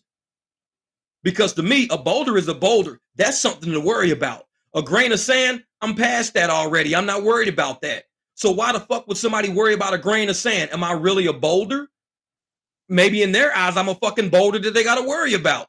To me, I'm a grain of fucking sand. So how small does that make you if a grain of sand worries you? Oh, it's about to be a rock slide. I see a grain of sand. Motherfucker, ain't nobody worried about no grain of sand in a rock slide. It's a grain of sand. You worried about boulders. We're worried about boulders in a rock slide. Yeah. That crazy lady from the gas station was following you was worried. Yeah, exactly. She's worried about, hey, she's like, where am I going? I don't want to go to the highway. I'm like, bitch, you ain't going to the highway. You going that way. But yeah, but like I said, man, my opinion is always going to stand at what it is, man. It's going to stand for what it is. And I wouldn't change that unless somebody had, facts to say, well, your opinion is based on, information that's not correct. Okay, if the information is not correct, present the information. But as you can see, honestly, my opinion hasn't changed because I haven't seen anything to change my motherfucking opinion about all the shit that went down. Because if I wrote my opinion on a sheet of fucking paper, they look at my opinion and be like, well, we can't prove that. Yeah, exactly. You can't, because my opinion is based on some solid shit. My opinion is based on solid shit. So don't try to sit up there and, we got proof, but nobody's asking for the proof. So we're not going to tell the proof until somebody asks for the proof. If you so worried about my motherfucking opinion, you just be like, I'm going to prove your opinion is based on false information. That's what you be doing. Ain't nobody fucking worried about me. Real shit. Nobody fucking worried about me. And I'm cool with that because I got to do my own fucking thing. I got to go out and drive this fucking car. I got to make this fucking money. I got to start, if we're going to do podcasts, we're going to have fucking drivers helping out real drivers and doing shit. This is what we going to do. The shit they do in delivery ain't got shit to do with us in rideshare. Real shit. But you motherfuckers already know. If y'all come over here, I ain't got no reason to keep shit from y'all. If I think it's going to fucking help, it's going to help. If I don't think it's not going to help, I'm not going to say, hey, this is probably ain't going to help you. And I know a lot of these raggedy motherfuckers like to sit up there. Oh, well, if we would have told the glitch to everybody, I wouldn't want to get people deactivated. I wouldn't want nobody to get deactivated. Ain't nobody even saying if anybody was ever deactivated from using that glitch. Nobody was ever deactivated. Name one motherfucker that was deactivated from using that glitch. Just one. Name one. Because that's the excuse they keep coming up with. I ain't want to tell nobody. I ain't want to get nobody deactivated. Well, name somebody who was. Well, nobody got deactivated. Exactly. My whole fucking point. Like I said, my points are hard to fucking prove. And I sit up and I tell my exactly two different worlds, man. And I tell motherfuckers, man, if I was to go to a dealership and to buy a Dodge fucking Challenger, do you think the salesperson is going to look at me and go, I can't say this Dodge Challenger because I don't want you to get a speeding ticket, man. I don't want you to get into an accident, man. I'm not selling you this Dodge Challenger. I'm going to sell you this 1985 fucking Dodge Omni we got sitting out back. We've been trying to, so we cleaned it up pretty good. You ain't going to get no ticket in that, man. I'm trying to protect you. Man, he going to get fired from that dealership so motherfucking fast. Because once somebody takes something, they're now accountable for it. Whatever happens, it's called consequence. Fucking consequence. If I walk into the dealership and I say I want this Challenger, any ticket I get, any accident I get, any failure to fucking pay my loan, any of that shit falls on me. So you ain't gonna hear no salesman, well, I don't want you to default on this loan, man. I can't sell you this car. I don't want you to get a ticket, man. I can't sell you this car. I don't want you to get in an accident, man. I can't sell you this car. But these motherfuckers, I don't want you to get deactivated, man. I can't tell you how we be making all this fucking money on DoorDash. It's like, exactly. Ain't not a single motherfucker got deactivated from using that shit. None of them. But no, we can't give it to you, man. No, I'll tell you what, give it to a motherfucker. Everybody's responsible for their own shit. If you use it, you use it. You get deactivated, you get deactivated. If I get a ticket in my Challenger, I get a ticket in my Challenger. I can't go back to the dealership. Man, I can't believe y'all sold me this Challenger, man. I got a ticket on the highway. What? Yeah, man, I got a ticket on the highway because y'all sold me this car. I didn't have no ticket before I bought this car. Y'all owe me, man. Y'all responsible for this ticket. No. Just like if you get deactivated, you're responsible for whatever you do on that app. You're responsible for it. And you hear a lot of motherfuckers walking around talking about some, hey, Rock, you know I'm always speak the truth, bro. You know it. And you know these motherfuckers gonna come out, oh man, well, you know, it's the fact that we just don't want to get nobody in trouble for it. But yet in a second fucking breath, ain't nothing wrong with using it. It's totally cool, man. Ain't nothing wrong with it. It's cool. Ain't nothing wrong with it. It's just a glitch. Ain't no, it's the DoorDash probably knew about it. The engineers knew about it. I mean, ain't nothing wrong with it. As long as we use it, it's cool. Ain't nobody. It's like, so you gotta make up your motherfucking mind. Either it's not good and gonna get people deactivated, or ain't nothing fucking wrong with it. But see, that's the thing. These motherfuckers speak double speak all the time about the same fucking topic. They will speak double speak. And that's why I don't fuck with it. I don't, any motherfucker who says two different things in the same sentence, I don't want to give it to nobody because I don't want nobody to get deactivated, but ain't nobody ever got deactivated. But actually ain't nothing wrong with this fucking glitch because everybody knows, even DoorDash knows about it. It's cool. Wait a fucking minute. You started that sentence out way fucking different than you ended that fucking sentence. Man, I don't want to get nobody this DoorDash glitch because, man, I don't want to get nobody deactivated. But I'm telling you, man, ain't nothing really wrong with this motherfucking glitch because everybody know about it. Even DoorDash know about it, man. It's cool. Tell me that motherfucker sentence again. Exactly. You can't fuck with people who tell you two different things in the same fucking sentence. And that's why I don't mess with people, man. I don't fuck with people like that. I don't. Because you learn who motherfuckers are that way. You learn who motherfuckers are. And it's a personality trait. It's a characteristic. And once you learn that shit about somebody, they gonna fuck around and do that shit to you one day. Oh man, you know this and that. Next thing you know, in the end of the sentence, they went 180 by the end of the fucking sentence. They started out going left, but they ended up going fucking right in the same fucking sentence. How is that possible? It's motherfuckers that speak double speak. They call it gaslighting, double speak.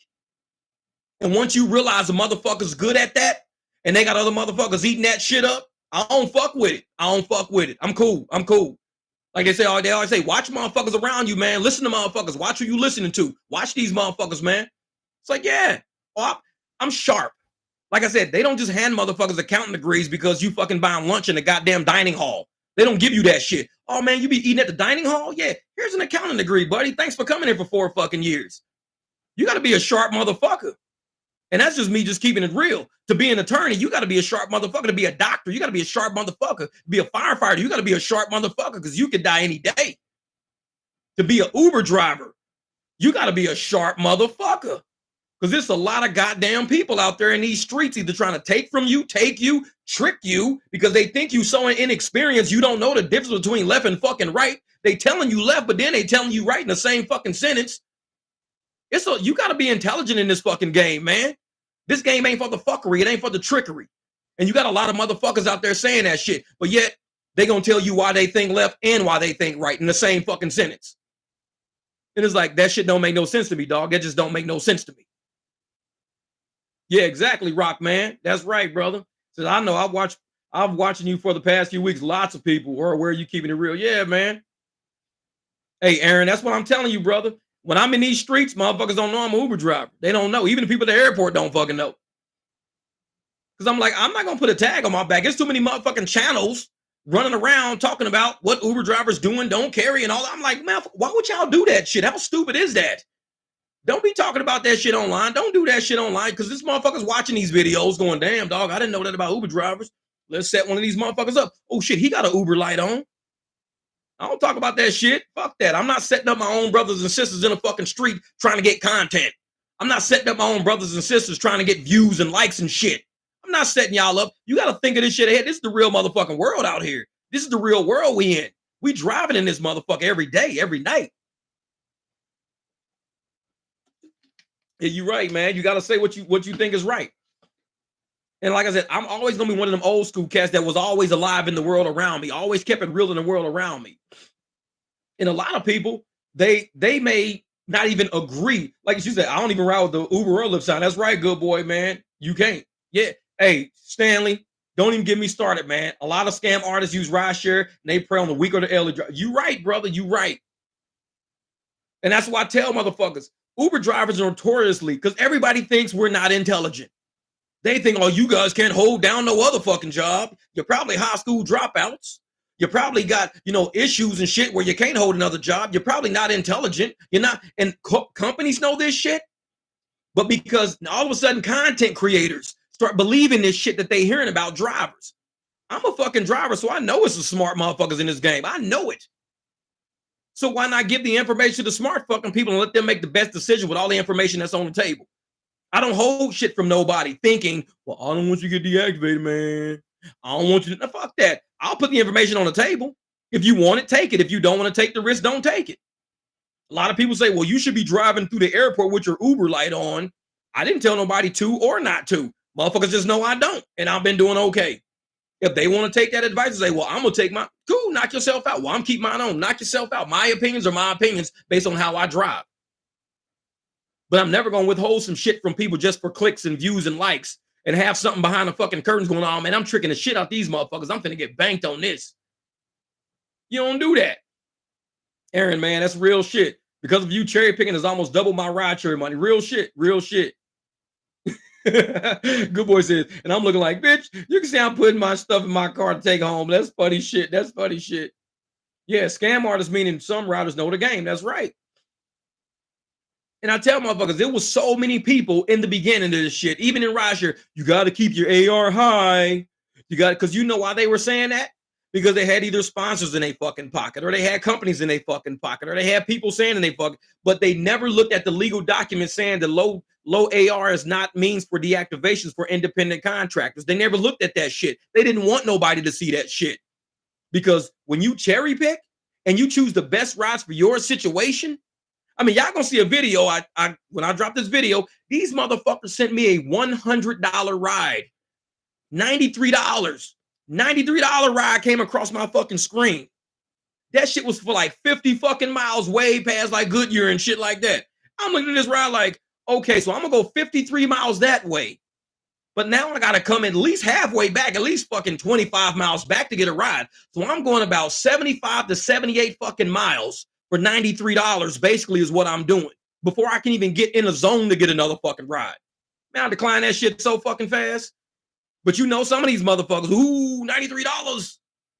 Meanwhile, King James made $60 in less than 9 miles. $60 in less than 9 fucking miles. So we got some smart ass drivers out there because you got a motherfucker that will take that 93. And then you got somebody to say you can have that 93 because I'm going to do a 1.4 mile trip for about $40. Then I'm going to do another $40 trip or a 20-something trip for about 4 miles. That's what I'm going to do. So while you driving 75 motherfucking miles for 90-something dollars, you got motherfuckers like King James getting $60 for going less than 9 miles. People out there, man, people out there need to start using their intelligence levels. And you're going to see that shit on the video. That was a long motherfucking ride. It's even got the map. That motherfucker got the map. You see exactly at the airport, leaving that motherfucker, going all the fucking way out to nowhere. And I looked at that shit. I was like, yeah, right. Man, tell you, I'm like, the lower your AR is, the higher your bank account is. And we promote that shit because the apps know that we're all independent contractors. They cannot punish us. They can't punish us for taking a transaction that we have no use for. I have no use to go 53 fucking miles outside of the zone. I'm an independent contractor. If you want that ride to go that far, that fucking bad, you can call up one of your employees, Stacy, Brittany, Elgin, Edward, whoever. Call one of your motherfucking Uber employees and say, go downstairs, get in your motherfucking Volkswagen Passat and go pick this motherfucker from the airport. Tell them we're going to give them a free ride and we're going to pay you the fucking money. And then you can come back to the corporate office. But we need that person picked up. Because ain't no driver taking that fucking person. Tell your employee to go do it. And if your employee says, I'm not doing that, you can fire that motherfucker because they violated the direct order of a superior. They have a superior called a manager or a supervisor. And if the supervisor says, you have to go do this for us because we need this done, and they say, I ain't doing that shit, that's insubordination. I've never heard of an insubordinate fucking contractor just because they said, I'm not taking this shit ride. I'm not going south for that much money. Well, you're insubordinate. You ain't never heard no shit like that. Hey, what you love say, most drivers would have took that, right? You right, you right. And I'm like, man, fuck that shit. Stanley says, I love telling other drivers I'm blue. 13,000 trips in, never been gold. Love it. 13,000 trips in, and just think, if each trip was averaging, let's say $10 a piece, that'll be $1,300. I mean, $13,000 right there. Or $130,000 right there. Now, if each one of those trips you did was like, let's say a mile or $2 a mile, then you only went like 65,000 miles to make that. $3 a mile, you went less. $4 a mile, you even went even less. So you got to look at this shit as a business of the lower my AR, the higher my fucking profits. Me staying on blue is cool. I don't even look at the fucking blue. I look at the little gold shit and all this shit jumping all over the screen. That's not for me. Look at the money. That's what we looking at, the money. And look at this. I just had Lyft pay me $1,100 for the sign-up promotion, $2,000 guaranteed. I used the area filter set 5 miles radius, drove 160 very short rides in 7 days. Hey, kitty meow, you know exactly how it's done. Because they don't think we're intelligent motherfuckers. They really don't. They think we're sitting up there like made 58,000 with 12,000 miles. That's what you do, brother. That's what you do, brother. $4 a fucking piece, damn near $4 a mile. And a lot of people don't realize how intelligent these drivers are. We're business people. We're business people. And a lot of, even in delivery, when I do delivery and shit like that, I'm like, I'll fucking deliver a hot dog in a goddamn heartbeat. I was delivering chicken sandwiches and shit from bars. Motherfuckers giving me $40 tips and shit because I sat at the fucking bar, waited for the shit to be made, then drove it out to his house. The trip was like 24 something dollars. This motherfucker threw another $16 on there to make it a $40 something total. And it was like the total tip was like $40 on it. So it came out to like $50, $60 or something crazy like that. But I tell people, even in delivery, if the money is there, think I won't. Think I won't. Because it's all about miles. It's all about money. And it's all about time. I remember I did 3 deliveries back to back to back that was all in the same area from damn near the same fucking place. I maybe went 13, 14 miles total from where I was before I went. They paid me $40 and I did that shit in like 50 fucking minutes. And I went like 13 miles delivering 3 fucking deliveries. When the money is there, go for it. Motherfuckers never hear me say, oh man, I can't take it because it's going to affect my AR. I'll never say no shit like that. This might affect my AR. This is not an AR-based fucking channel. This is a profit-based channel. We got a lot of drivers in here that speak on their profit margins. A lot of drivers in here that say, hey, this is what I do. This is how I take care of my family. AR is not taking care of no family. There's nobody I know, whoever says, because I have a high AR, my family is much better off. Because he died with a high AR, we're going to put his AR on his motherfucking tombstone. Richard died with a high AR. This motherfucker deserves to be buried in a monolith somewhere. He deserves a really great headstone because he's got a fucking high AR. Hey, these motherfuckers don't care about AR. The cemetery going to ask you, how much money you got for this burial plot? Not a lot, but we got a high AR. Security, we got another one of these motherfuckers up here at the goddamn cemetery.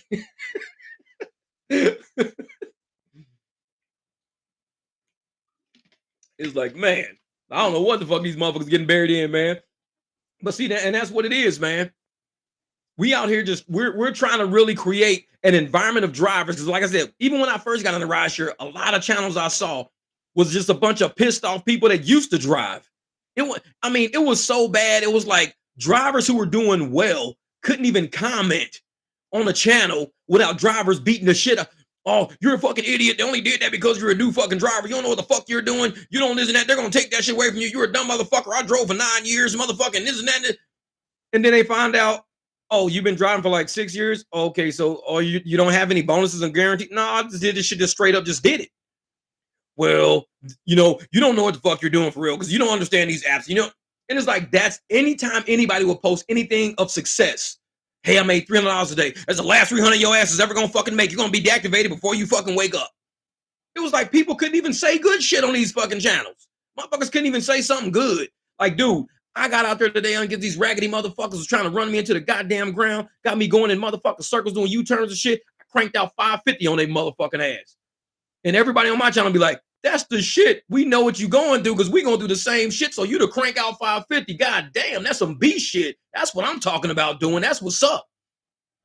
And we carry each other because we know what it feels like to be on this field playing against these motherfuckers every day. We know what it feels like getting sacked, intercepted. Fucking we ain't gaining no yardage because we taking a shit ride. We know what it feels like. So the moment anybody score a motherfucking touchdown and be like, dude, I just had my first $1,000 week and I don't know how long. We celebrating that touchdown with you. Over here, we celebrating that shit. South Park has to make a high AR video. Exactly. Hey, Zick said, if you everybody get a ticket from a cop, just tell him you have a high AR. You can't give me this ticket, officer. You don't understand. I got like 98% AR. You can't just offer me a fucking ticket. You know what I'm saying? It's like Uber and Lyft and Uber Eats. They all know how I drive. I got a high. They that cop be like, Captain, can you send down an extra patrol car? We got another one of these high AR motherfuckers over here on the 101. All these high AR motherfuckers fucking up society. God damn it, they fucking us up with that shit. Well, my AR is high. You can't do shit to me. Okay, cool, cool. But yeah, it's like we got to get out here and really get it though, man. We celebrate on this channel. We celebrate how people drive. We celebrate how people do over here.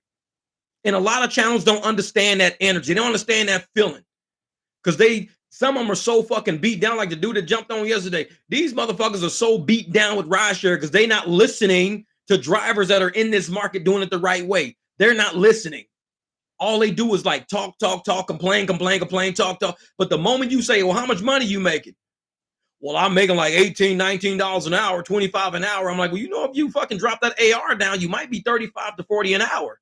You could actually do a lot better. No, you can't make no $40 an hour doing this shit. The most you gonna make is they gonna cap you off at 27 an hour. They gonna cap you off at 30 an hour. They gonna you capping you off, motherfucker. You the one who's taking that shit. Kitty is stupid. Said the AR and IQ chart look like an X. The equilibrium. Where's your point of equilibrium? Like, if you got a low IQ, you got a high AR. That shit's funny as hell. Hey, no, that's funny. That's a true fuck around and find out chart for your ass right there. You got a low IQ and a high AR. That shit's like an X. That shit funny as shit. That shit's funny as hell, man. When Kitty said, I wish I get the fares I see on your video. Here in North Dallas, we get $1 per mile 90% of the time. So what I learned from you is to take only short trips to increase the chance of more tips. That's it. That's what you got to do. Because the people who get short trips, you don't believe it. These motherfuckers, when I pick people up there, oh, I'm so glad you took my trip. I know drivers hate taking short trips, but it's only like around the corner. I'm like, shit, I love this shit. What you talking about? Drivers hate it. What drivers you? Oh, most drivers want long trips. They want, I'm just like, shit.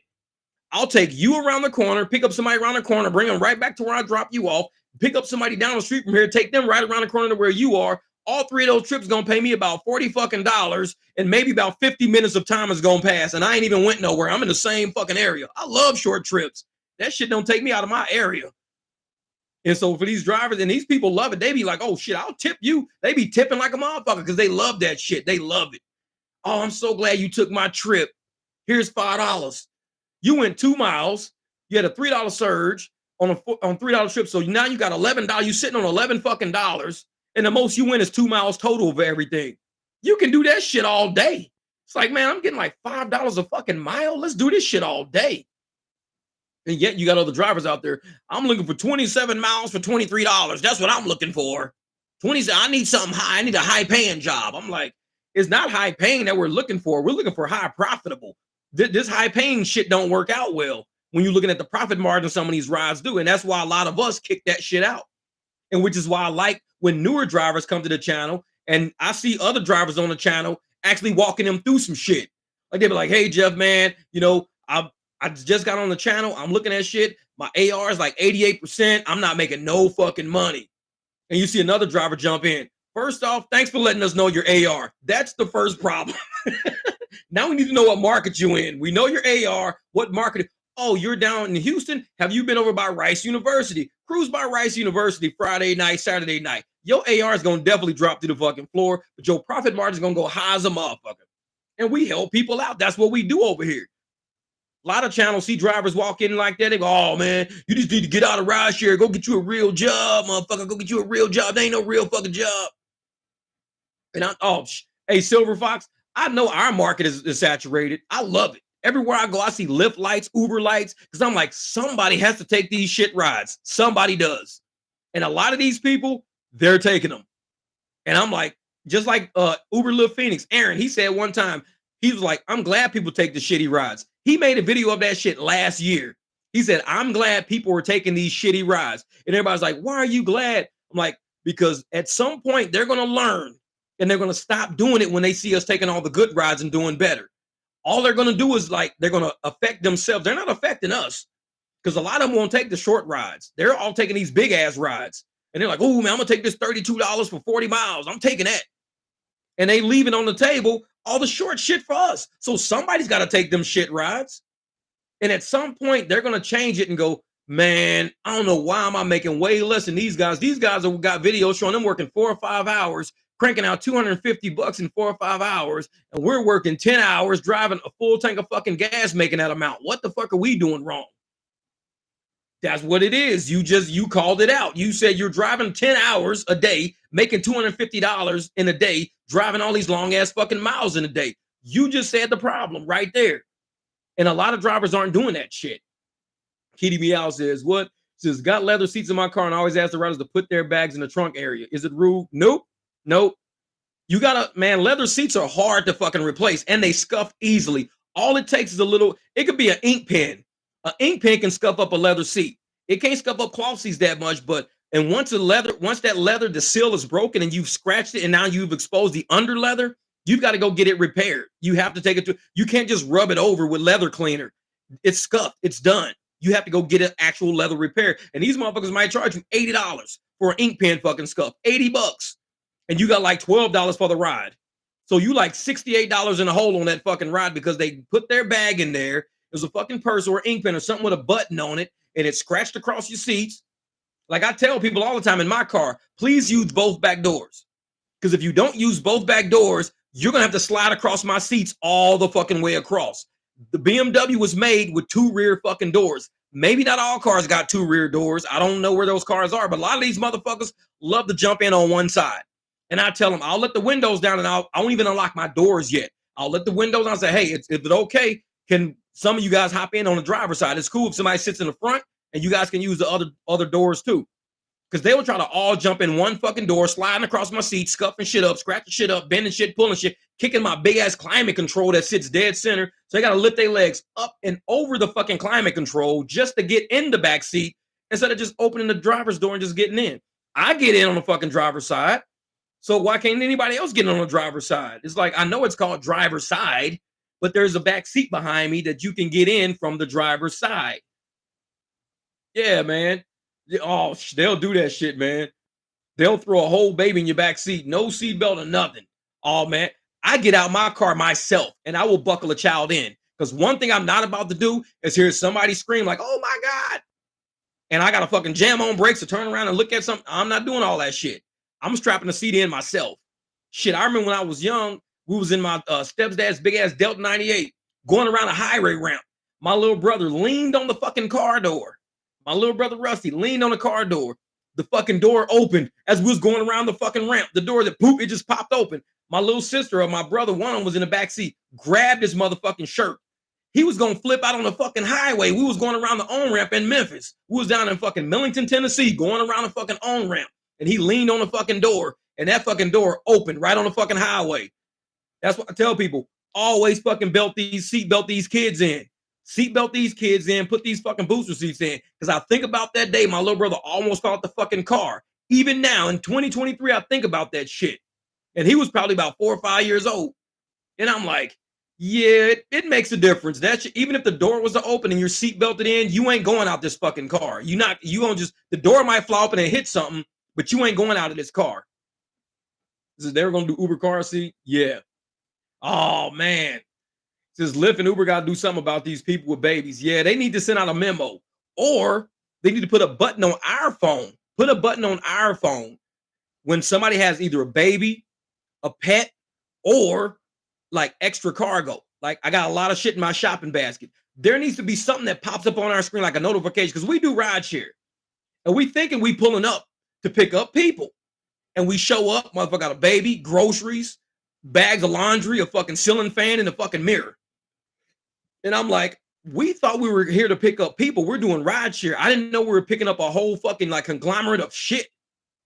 Because Uber doesn't send a notification. They don't give people the option to even check shit off like that. You know, oversized items, baby, we have a dog with us. They should at least fucking click this shit so this shit pops up on our. We need to know what we're driving up to. Because there's been times before when I went to the hospital one time, I come around a fucking corner. And this lady has a wheelchair. It was a super, super duper kitted out fucking wheelchair. Most wheelchairs I can fold down and put in my trunk. This motherfucker wouldn't even fold. She needed like a truck. And I come around there and I'm like, did you call for the Uber? She was like, yeah. She looked at the car. She was like, I don't think my wheelchair is going to fit. And I said, you right. This shit's not going to fit. It's a state law that says you can't ask about service animals.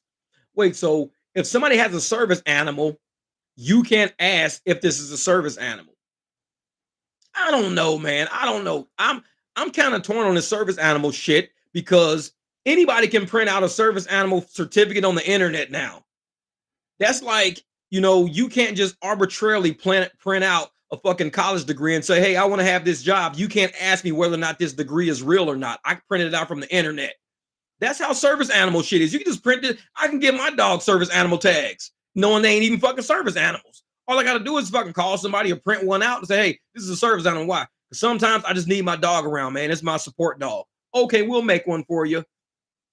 It's like no class, no education training seminar for these motherfuckers or nothing. You just tell them, hey, it's a service dog. Okay, cool. It's bullshit. It's a loophole. It's a bullshit loophole is what it is. And a lot of people use these bullshit loopholes to get over on people just to move their dogs to and from, whatever. I got 3 big dogs. I will never put my big ass dogs in nobody's fucking car because I have too much respect for other people's shit to put these 3 big ass dogs in somebody's car. I will call either my friends, myself, have somebody drive one of my cars, drive my big ass truck. But I'm not about to sit up there and send nobody and have nobody come pick me up at the dog park with 3 big ass fucking dogs. Like, yeah, man, I called the Uber. These are 3 service dogs. They're like, do you got a husky, a border collie, and a pit bull? You finna throw those motherfuckers in my backseat? I guarantee. That's why I gotta drive them in the big truck. I don't even put them in my car. When these 3 dogs get out this fucking car, that backseat is gonna be slobbered all over. The window's gonna be slobbered over. It's gonna be scratches in the seat because my husky got long claws. It's gonna be husky hair all over the fucking place. I guarantee it. It never fucking fails. When I take these dogs to the dog park, I spend almost fucking 30 minutes cleaning out the back of that truck every fucking time. Every time. I wouldn't put somebody through that shit just because there's a loophole called service dogs. I have too much morality in my fucking soul to do somebody like that. I wouldn't do nobody like that. It's fucked up. And a lot of people are selfish motherfuckers. They go, I want to put my dogs in your car. If you didn't want to do this shit, you shouldn't have put that car on a platform. If he scratches up your seats, or fuck up your seats, or slobs on your shit, it's not my fucking problem. I paid $11 for this ride. You're going to give me this $4 fucking ride. Doubt it. Cancel. And if they say, well, I'm calling Uber, call them. Fuck they going to do? He didn't take my dog as a service animal. And I'll tell them I had an emergency come up. I had to take a shit real bad. I'm allergic to dogs. I had to take a shit. So I went to go take a shit and I was going to come back and pick the people up. But by then they had already got another ride. How the fuck you going to tell me my medical issues with dogs? If I'm around dogs, then I have to take a shit and I'm allergic to them and shit like that. It upsets my stomach and my intestines. I can't be around dogs. How you going to tell me that my biology is not superseding the fucking service dog animal shit she printed out from the fucking internet? You got to look at me and go, well, this driver can't come pick you up because he's allergic to dogs. He can't be around dogs. Every time he's around dog, he has to take a shit. He has a bowel movement. So he can't pick you up. We got to send you another fucking car. You can't fire me because my health is a certain way. Well, health-wise, you can't pick up that dog. So we got to let you stay on the platform. Exactly. And these motherfuckers, they just can't do people like that, man. They can't. They have Uber Pet option in most. Yeah, they don't use Uber Pet. No. They let you roll the fuck up because foreign Uber Pet's a little more expensive by like $3 or $4 fucking bucks. We don't get the money. But then on top of that, they know you're gonna have to clean out this fucking car. So most people won't do Uber Pet because they don't want to clean out their fucking car. They just don't want to.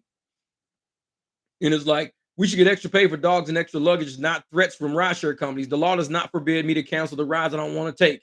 We can play that game all day long. Real shit. Real shit.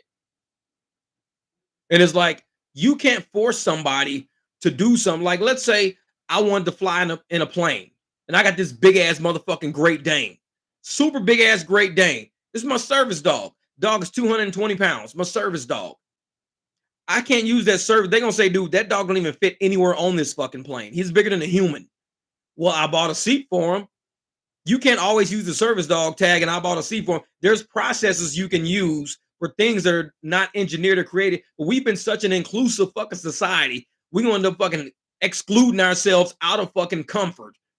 We're putting ourselves in situations that make us so goddamn uncomfortable, and motherfuckers tell us, well, you got to deal with being uncomfortable to make this person feel more comfortable. Wait a minute. So who should be more or less comfortable? Because if I'm feeling uncomfortable doing something, and you saying, but we're gonna include these people so these people can feel more comfortable, this shit's not making, something's not jiving there. It has to be a mutual level of comfort. And when you cross a mutual level of comfort, and are you comfortable with that? No, then it can't be done. Are you comfortable with that? I'm comfortable with it. Are you comfortable with it? I'm comfortable with it. Then cool, it can be done.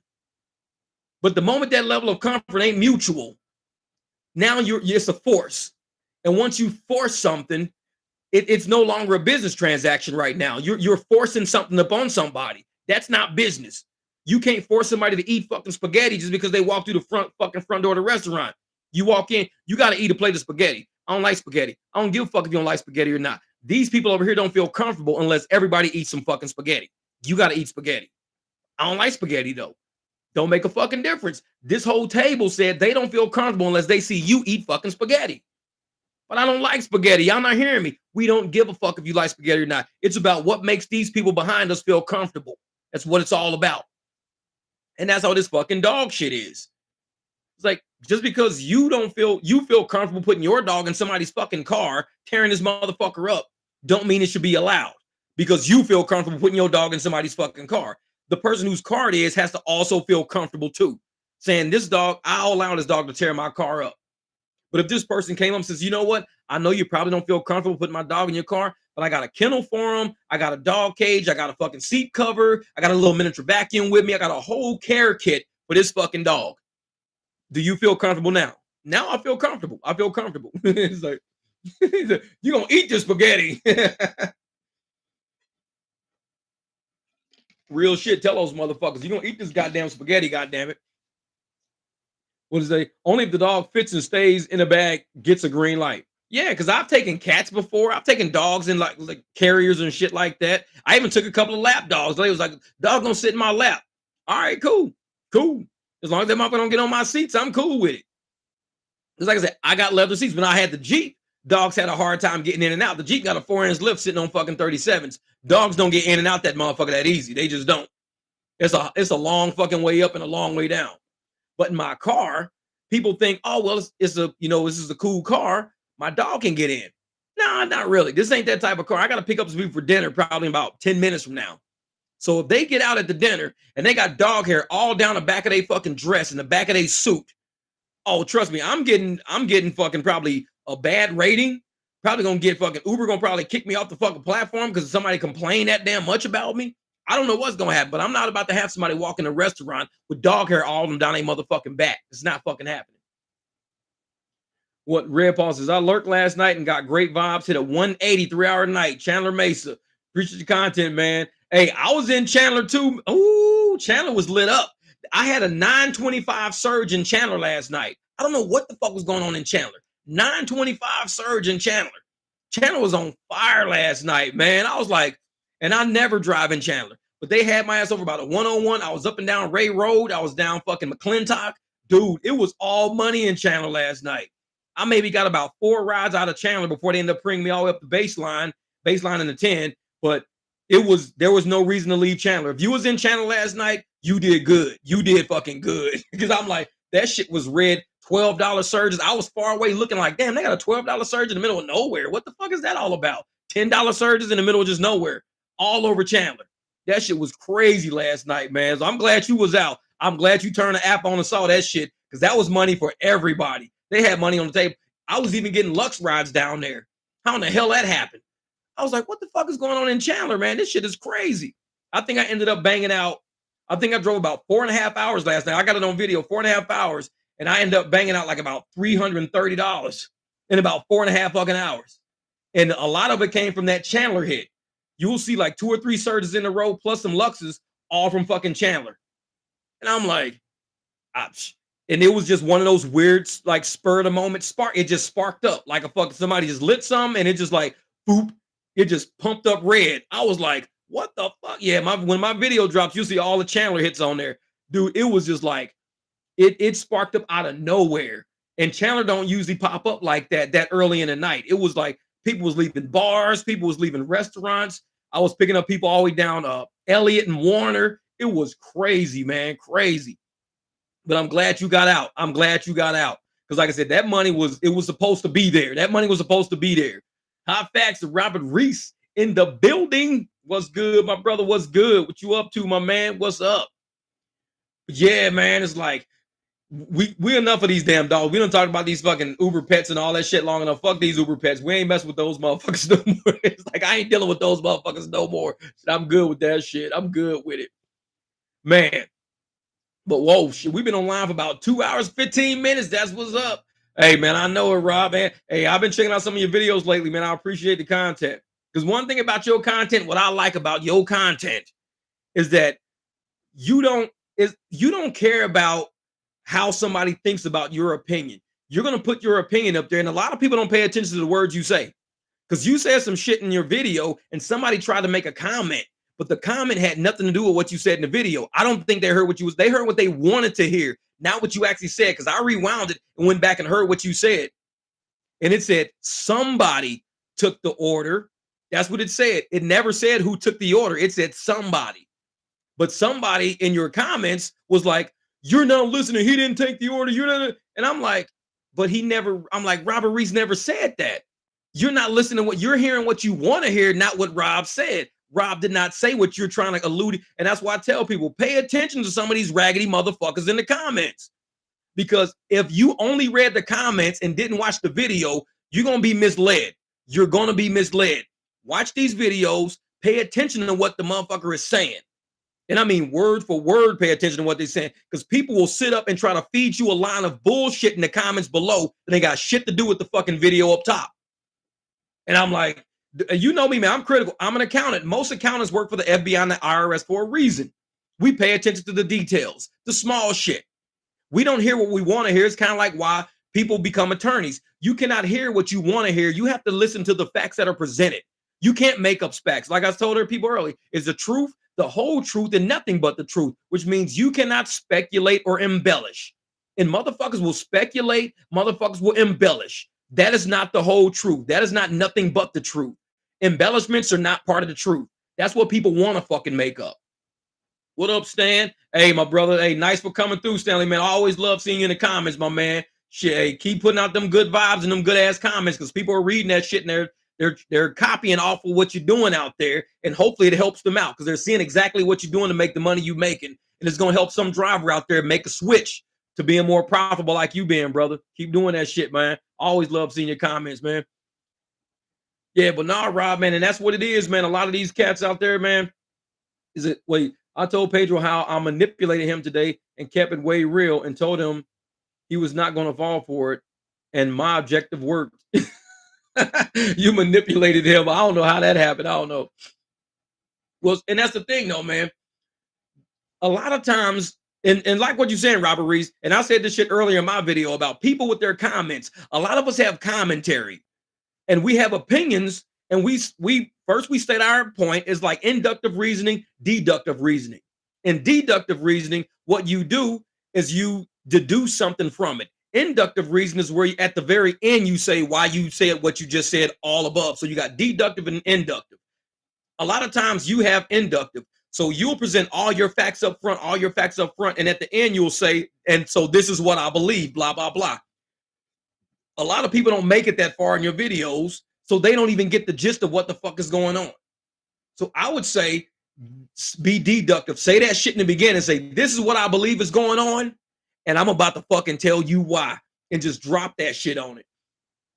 Oh no, Red Pause. This ain't the new mic. Not yet. Not yet. This is the one I'm working with. Now, I've been working with the sound box with this one just to try to get it right. Because when the new one comes in, I don't want to fuck around. I want to hit the ground running with that motherfucker right off the bat. Right off the bat.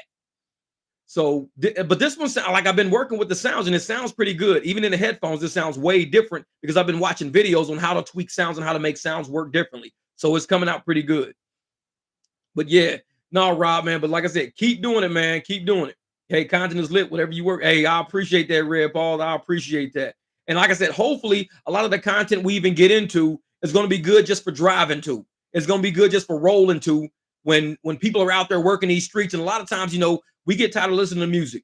And I keep it 100. Sometimes I'll turn my music off and I'll just play a couple of YouTube videos while I'm driving just to hear people talking if I'm just scouting rides or something like that. Because you can't listen to music 24 hours a day. Sometimes you need to hear some information, you need to hear something that motivates you and sparks you to go out and get this money in the right way. You got to do it. And that's why I'm hoping my content and my channel, my podcast, they start going down that rail. And there's going to be a lot of creators out there. And I even said it earlier in this podcast. There's going to be a lot of creators that ain't going to like what I got to say. But that's their opinion, and they cool. They could be cool with that opinion.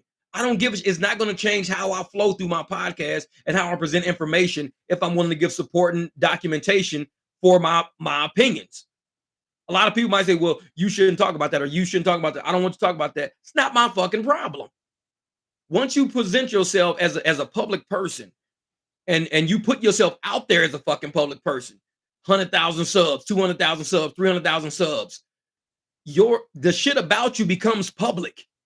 Nobody can just sit there silently watching shit happen and not say shit about you because you feel that now you want to be private now. You went from public to, oh, I just want to keep this private. No. Once you're public and you make that choice, like motherfuckers say, fame is an ugly fucking monster. Fame is an ugly fucking monster. Once you chase fame and you get to a level of fame, trust me, motherfuckers gonna speak on the shit you say or the shit you do because it's just natural. And a lot of people don't like that end of it. They like to try to manipulate, like Rob said, they like to try to manipulate the conversation. A lot of like when these motherfuckers was like, I want to host the whole opinion thing on my channel, only on my and if you don't speak on my channel, then your opinion is not valid. That's how people control a fucking narrative. Because I tell people, speak on your channel on whatever the fuck. If you want to talk shit about me, knock yourself the fuck out. I'm not going to get on your channel. Well, you can't talk shit about me unless you talk shit on my channel so I can silence you when I want to and I can kick you when I want. No, fuck that. Speak about what you want to speak about. It's your channel. Knock yourself the fuck out.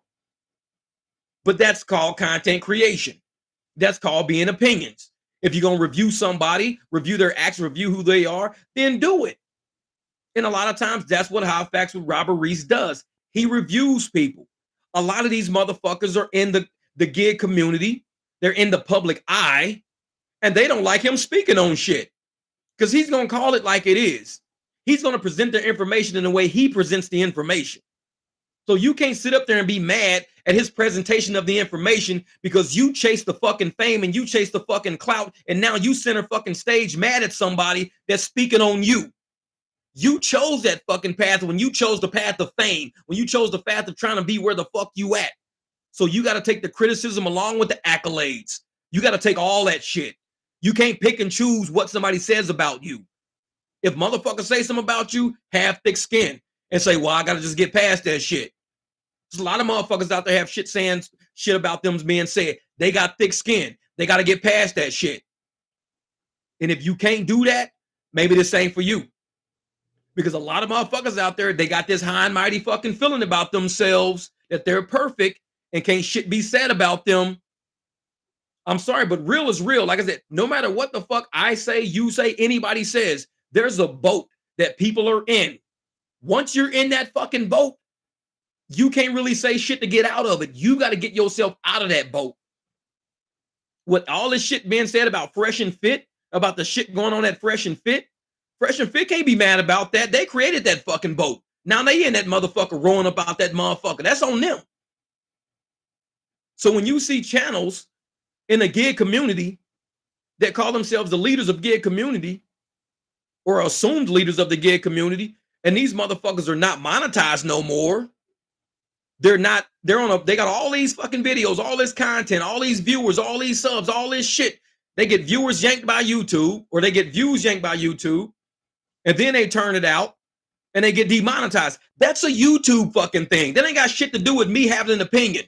That's a YouTube reality. It's a YouTube reality. It is not a me fucking opinion.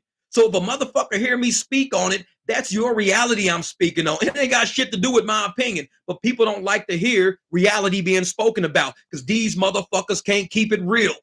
They cannot keep it real. They have proven time and time again they cannot keep it real because when you speak on real shit, these motherfuckers cower. They run. Oh, I don't want to speak about that. Nobody should have an opinion about that. Motherfucker, it's real. How can you not say real shit? It's real.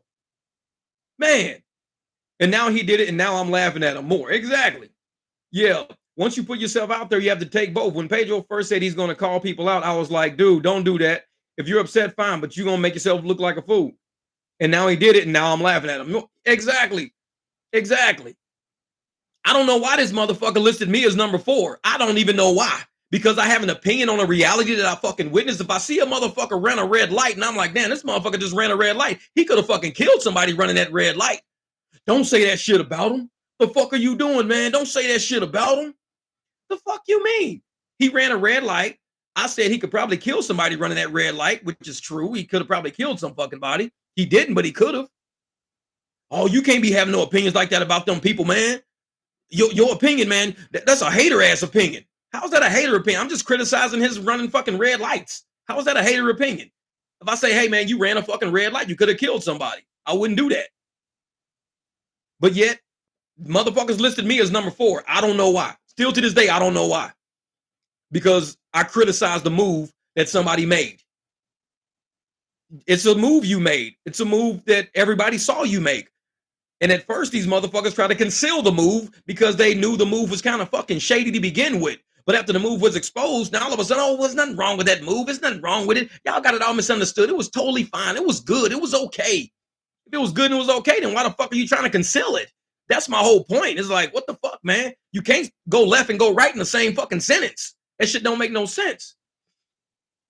Yeah, a lot of us can't handle the truth, man. Oh, is this Uber G? What do you think about Uber and Lyft taking away the surge boost? I didn't know they were. I have to look into that. I don't know they were. I didn't even know it. Yeah, man, you gotta if a lot of these people can't handle the truth, but they want this fucking platform.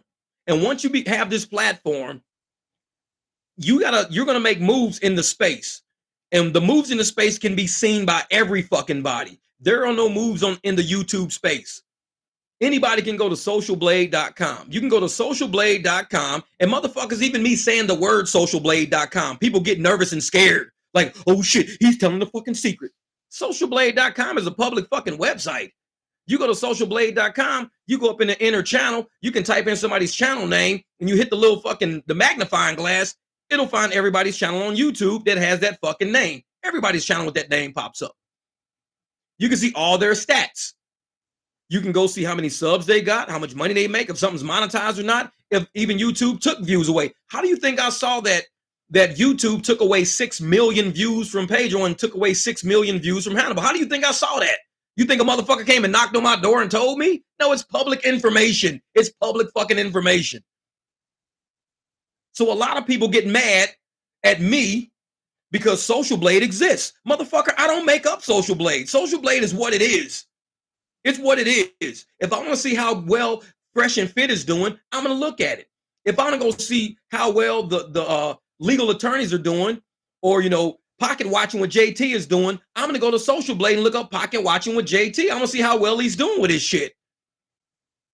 You can go to socialblade.com and look up anybody's shit. It is not a bad thing. But motherfuckers who are trying to conceal some shit from you or create an illusion from you, to them, that's a bad thing.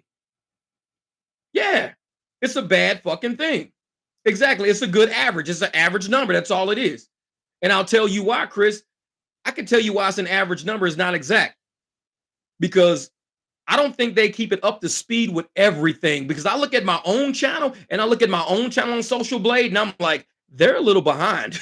It's like they're a lot behind. And that's cool. That's cool. But it gives everybody a gauge on what the fuck's kind of going on, what direction shit's going in. That's all. It gives a gauge on direction. It's not an exact number. It just gives you a gauge on direction. Exactly. Exactly. Jason, you right, man. It's not, this shit's been around forever. But motherfuckers get so mad when you say the word Social Blade. Oh, it's like they trying to hide shit from you. I'm like, dude, all I did was say the word Social Blade. These motherfuckers run like vampires and motherfucking crosses. Social Blade. Oh, don't say Social Blade. God damn it. Oh, fuck, I'm just saying Social Blade. Oh, say that shit again. You keep saying that shit. You hurt me. But it's like motherfuckers want to sit up there and put on this illusion. The illusion can't be put on when the information is fucking public. You can't put on the illusion. And even if you ask about shit you see on social media, I've never asked Pedro nor Hannibal about why YouTube pulled 6 million fucking views off of them. I've never asked them. Anybody else can go ask them, hey man, why did they pull 6 million views from y'all? They might go, well, excuse me, they pulled 6 million views because of some shit we posted, so we had to pull it off, but then we pulled it off, we edited it, and then we put it back on. They can say some shit like that. You don't know what the fuck happened. I don't know what happened. I just state what I see on Social Blade. I'm like, hey, they took away 6 million views from each fucking channel for some reason, and now both of them are demonetized. That's the direction motherfuckers are going in. That's the direction motherfuckers are going in. So I tell people all the time, watch who you fucking with. And people don't understand when I say that, I'm on Social Blade watching who I'm fucking with. I'm a little channel. I don't have enough leeway to get fucked up. I don't put myself in a position to get fucked up. When I see motherfuckers getting content taken away from them, when I see motherfuckers getting demonetized, I don't give a fuck how many subs you got. I don't give a fuck where you rank. I don't give a shit. One thing I know is you're going in the direction that I'm trying not to go into. That's all I need to know. That's all I need to fucking know. So you can sit around and brag about your subs and your this and your that and the most watched and knock yourself the fuck out. But you got motherfuckers like me looking at motherfuckers like you like, that's a ship I don't want to get on. Sorry, that motherfucker's going to the Bermuda Triangle. You might not see that bitch that much longer. I'm not getting on that ship. That motherfucker's going to the Bermuda Triangle. Ships get lost in that motherfucker. I'm not getting on that ship. So you can be as big as you want to fucking be. When you got little motherfuckers like me looking at that shit like, yeah, no. It's like, yeah. And it's like, they cray. There are people making money on YouTube, not even their own content. That's what I'm saying, Chris, man. It's regurgitators. They're not content creators when you're content regurgitators, but you mask that shit. You mask it and you say, we're a review channel. We review. You can review shit without even showing nobody's content. But what they want to do, why TikTok is upset, because TikTok is a platform trying to create views. TikTok wants their own shit. They want to be the next YouTube, the next TikTok, the next fucking Instagram, the next YouTube, the next Netflix. They want to be that. So you can't take shit off of their platform, slap it on fucking YouTube, and don't think TikTok is not going to call YouTube and be like, dude, you got too many creators pulling shit away from our viewers and our content and our traffic, slapping it on your motherfucking channel. We're going to sue you guys for infringement as YouTube allowing this shit. You guys are allowing this shit. So what you can do is just talk about shit you see on TikTok. Don't put it on your channel. Talk about it. And send the people to TikTok to go watch it if they want to fucking watch it. That way you don't steal no views. You're encouraging fucking views to go somewhere else. You will never see a review on my channel ever. If I got some shit to say, I'll talk about it. If I talk about how facts of Robert Reese, I'll talk about it and say, go watch this fucking shit if you want to see what I'm talking about. But why the fuck am I going to pull his content, stick that shit on my video? You like I said, everybody was even seeing it. I'm not the only one that was seeing it. They were like, why are all DoorDash content creator channels looking the fucking same? Because they were all following the same fucking person doing the same shit. They were all posting the exact same fucking content over and over and over again off of each other's fucking channels, posting the same content, snagging content, reviewing content from another content and doing this with that guy, all the same. And YouTube is like, you motherfuckers are selling us the same car over and over. It's like you take a car, you sell it to this guy named YouTube, and you say, YouTube, we're going to go clean this car up for you. Okay, so you take the car around the corner, detail it, bring it back. You say, hey, YouTube, we're going to sell you another car. That's the same fucking car you just sold me. So YouTube is paying for the same fucking content over and over and over and over again. YouTube is like, we getting fucking played. These motherfuckers are regurgitating content and doing the same shit over and over, and we're paying them for this shit. YouTube ain't stupid. They got some pretty smart motherfuckers working at YouTube. You're like, we're not buying the same car just because you took it around back, washed it, brought it back, sold it to us. Then you took it around the corner, changed the wheels, brought it back. You sold it the same car again. Then you took it around the corner, tinted the fucking windows, brought it. You done sold us 4 cars in the same fucking day for $25,000 each.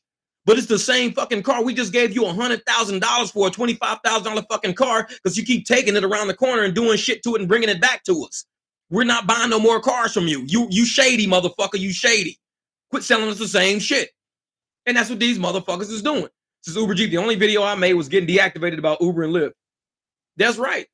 Because it was original content about getting deactivated. And a lot of these motherfuckers think they slick. They sit in their little fucking pockets and pods of people. Oh, this is what we gonna do to get this YouTube money. This is what we gonna do. All right, this is what we do. Okay, you give me your content. I'm gonna take your content, create views with it. Then I'm gonna review your content. You gonna review my content if you reviewing the content. And then the reviewing of the content is the content being reviewed. And then you get review content money. I get content review money. So it's like YouTube is like, you motherfuckers are not slick. You motherfuckers are not slick. We see exactly what y'all doing. Exactly. When Big Worm counted that money out the Big Worm on Fridays, motherfucker just flipped that shit over and counted the money back. And that's what these motherfuckers are. And you notice that shit by going to places like Social Blade. And you notice it by looking at how their numbers are looking. YouTube is not stupid. YouTube is not buying the same car for $25,000 4 fucking times. Reviewing content over and over and over and over and over, and that's what you do. And then you give it to your buddy, and he does the same fucking thing. Then you give it to that buddy, and he does it. YouTube is like, these motherfuckers really think they got a scheme going on, don't they? Like they really gonna make $5,000-$10,000 a month off of us reviewing the exact same motherfucking video. Yeah, we're not gonna do that. And that's why you never see me posting shit on my channel about content. I just don't. If there's anything I post on my channel about content and showing you how I market my content, how I create it, what I use to get it overseas or whatever, how YouTube helps me out. Like I said, YouTube recommends my shit. I don't do this shit. Like I said, I'm one of the worst motherfucking content creators out there when it comes to my mouth. I know it. I fucking know it. But I go to rap channels and they fucking saying the N-word and they talking about coochie and balls and all this shit. And I'm like, dude, at least I'm not saying that. I'm like, I might be bad, but goddamn. At least I'm not saying that shit. And they get monetized for saying that shit. So how bad can it be? It's like, man. Yeah. To be honest, if they're funny, you could do the same thing a few times. But come on, how many times can you show crap DoorDash orders like give tips, give positive energy? We know DoorDash sucks as old. Maybe instead of crying DoorDash gig tubers need to give positive energy, that would be different. Like DoorDash gig tubers, that's why I made that funny intro to one of my videos about the dog jumping the fucking rope. And I called that the gig tubers and DoorDash was turning the fucking rope. Because it's like the same shit over and over again. They keep jumping the same fucking rope. They're not doing nothing different. And that's why everybody's like, man, our content seems like it's the same regurgitating shit. They're not giving you no new tips. The only tip they got is get your AR up, do your AR up. But what if you don't get your AR up? Is there a tip for that? We ain't got shit to say about that. Me, I tell motherfuckers, I know how you can drive with a high AR or without a high AR and still get money for your fucking rent. I know how to do it. There's a trick. It's called profit margins. Think about profit margins in your fucking area and how you can maximize your profit margins. That's it. If you put profit margins up front, fuck the rest. Put profit margins up front. All these fucking jumping the rope and doing this funny shit. Look at this order I took 7 miles for $9. Look at this order I took $2.47 with no fucking base fare. It's like, how many times can you do no base fare orders and shit just to get like clicks and views? It's like, it's not helping nobody pay rent. It's not helping nobody pay for that fucking car they got sitting in the driveway. You gotta have value. Entertainment is one thing. People love entertainment. Cool. That's what entertains you. Cool. But it's not entertaining to have to move your shit out of the house because you got an eviction notice. That's not entertaining. Not entertaining at all. And it's like, it's like, hold on, what'd he say? I just get here to hype. Jeff is the David, just like David Goggins. I actually watched some of his videos. Somebody said David Goggins, so I like searched for him and shit. And I was like, oh shit, this dude kind of looks like me and he runs track. What the fuck? The Groundhog Day of YouTube. Yeah, DoorDash content creation is like the Groundhog Day. Like if you look at one today, you're gonna see the same shit tomorrow. You look at it tomorrow, you're gonna see the same shit next Wednesday. It's like, dude, we keep watching the same fucking video. I think I don't know. It's like the titles are different, and it's like the orders look different, but it's the same fucking thing. Yeah. Yeah, it's like Dash Trader grinds me a little cringe sometimes, but at least he makes things fun. He tries to kick in some comedy. Yeah, exactly. Because like I said, there's not much to delivery that's really interesting. It would be nice if these drivers showed us them talking to like actual business owners and business stores to seeing how to get shit going that's better for a driver. Like, hey, can we talk about a policy that a lot of drivers on my channel are saying this and that about McDonald's? Is there anything you guys are doing to help the drivers that are coming here for orders late night? Is there anything you guys got going on? They don't say no shit like that because these ain't business people on these DoorDash channels. These are fucking hacks and gimmicks. To be a business person, to walk into a McDonald's and say, can I speak to the manager real quick? Sit down, talk to the manager. Manager might talk to the franchise owner. Franchise owner might say, that's why our numbers are so fucking low. The drivers are fucking pissed. They keep canceling the fuck. Man, we needed to hear this shit. But instead, these motherfuckers, look at this order for $3 for fucking, 7 miles. Look at it. That's all they talk about. Talk about how can you make it a more efficient transaction at McDonald's that are sitting in this long ass motherfucking line. How about that? Talk to the franchise owner. Talk to the manager. Talk to a few employees to see if they were trying to work something out. Help motherfucking drivers out. Because it's entertaining, this gimmick shit, this jumping the fucking rope over and over again. That shit don't do nothing for nobody. It ain't covering nobody's fucking rent. And if motherfuckers come to YouTube to get help, they're coming here to get help. They're drowning. And that's what upset me about the whole glitch shit. Motherfuckers are drowning. And we watching people in the slow ass economies drowning. And we sitting there, well, we gonna hold this little hack from these motherfuckers that can help them pay rent. We gonna hold this hack because, we don't want to get them deactivated. Let's say that. But ain't nothing wrong with the hack, right? No, ain't nothing wrong with it, but we just don't want to get y'all deactivated. Motherfucker, sell me the Dodge Challenger and let me worry about the fucking ticket. Don't hold the Dodge Challenger for me saying, well, I don't want to sell you the Dodge Challenger because I don't want you to get a ticket. No, sell me the motherfucker. Let me worry about the consequence. And that's how I roll. We're all fucking adults in this motherfucker. Ain't nobody in this goddamn chat a kid. Ain't nobody a kid. So if you message me and ask me, Jeff, how are you keeping the surge? And I told you how to keep the surge. That's on me and you. If I do it and I get deactivated, but you do it and you don't, motherfucker, that's just a consequence. That's the luck of the fucking draw. That's the luck of the fucking draw for me. But I'm gonna do it. And I'm gonna take the heat for it I'm not gonna say, well, everybody else is still good, and why you get me doing it? No, just like my mom used to say, when you used to be at the fucking playground trying to walk up and snitch on a motherfucker, my mom would be like, I'm talking to you. I'm not talking to them. Fuck them. I'm talking to you. Why are you spitting on that kid? Well, they was over it. Motherfucker, I'm not talking about them. I'm talking about you. You were responsible for the spit coming out of your mouth. Why did you just spit on that kid? Well, when they was kicking, motherfucker, did you hear what if you say they one more motherfucker time again, say what? I dare you to say what, motherfucker? Do they speak English and what? And that's how it is, man. Uber G Rideshare deactivated for using the red button. That's right. Shit. I'm using this red button. Yeah, I've helped restaurants, people stealing food because it was out of control for a while, showing them how to block bad drivers because people yelling at the staff because they got to wait a couple of minutes. But most Door Dashers don't even want to talk to anyone, let alone help business. Man, that shit right there, Jason, that shit right there. How in the fuck can you do business with somebody you don't want to talk to? That shit right there. It's like we have staff meetings.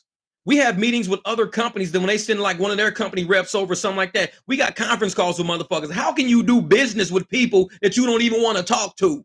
That's your first fuck up right there. This is business. This is real fucking business. And motherfuckers say, well, it's just delivering hot dogs. You're right.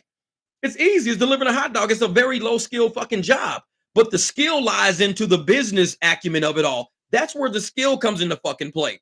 Because I'll deliver hot dogs all day, $15, $20. 3 miles, 5 miles. I do that shit all fucking day because it's the business behind it.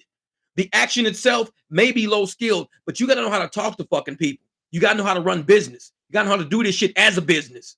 And a lot of people don't have that business acumen.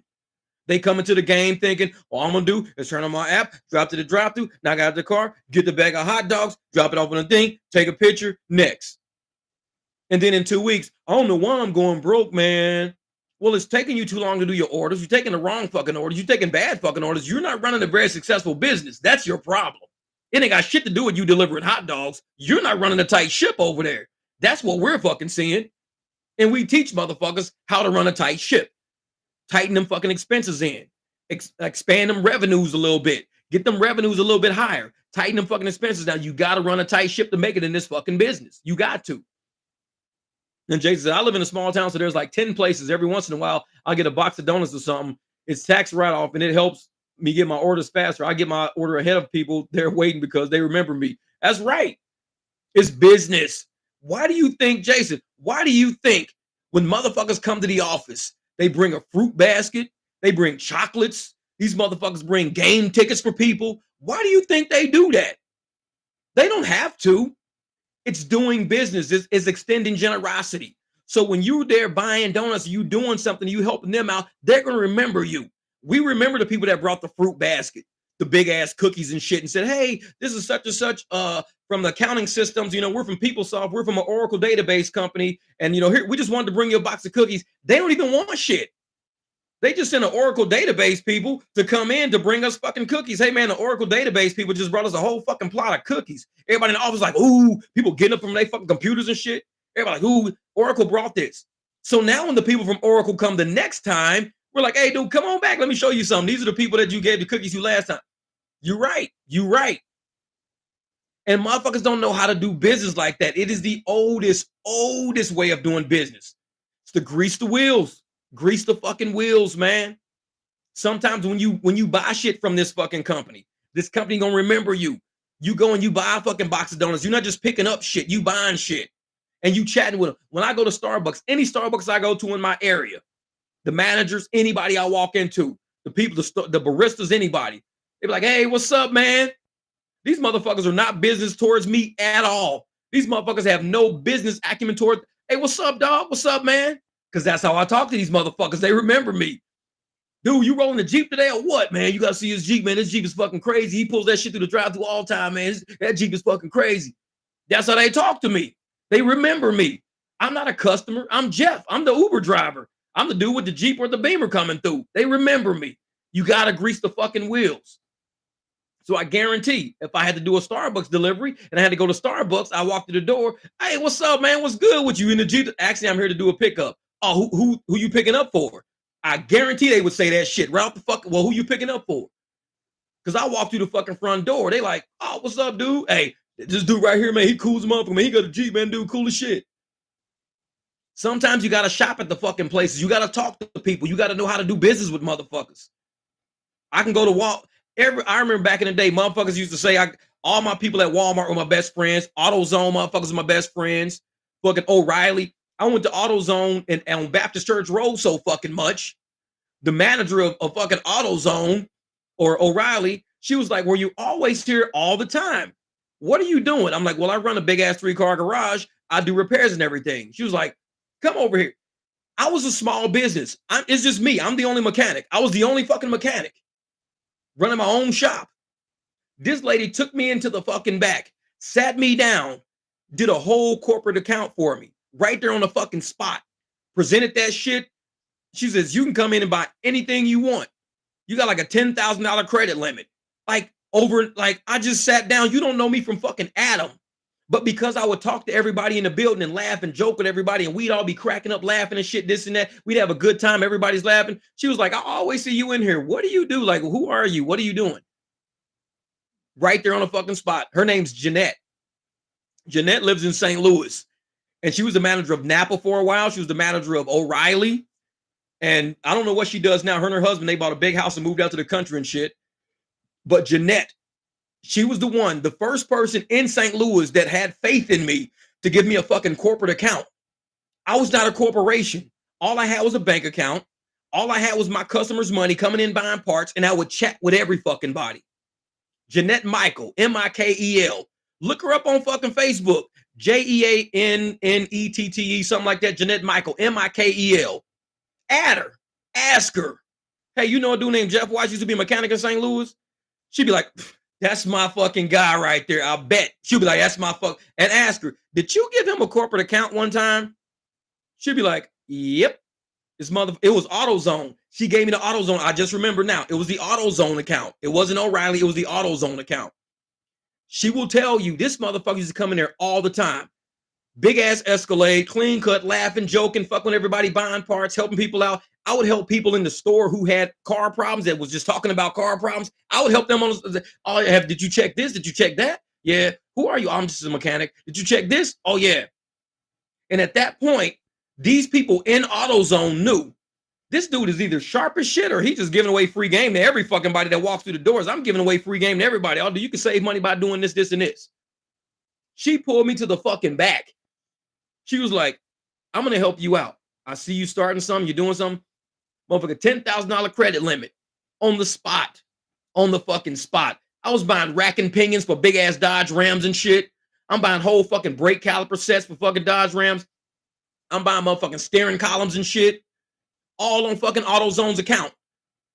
And once I got the whole fucking money for my customers and everything like that, I just go and pay my account off.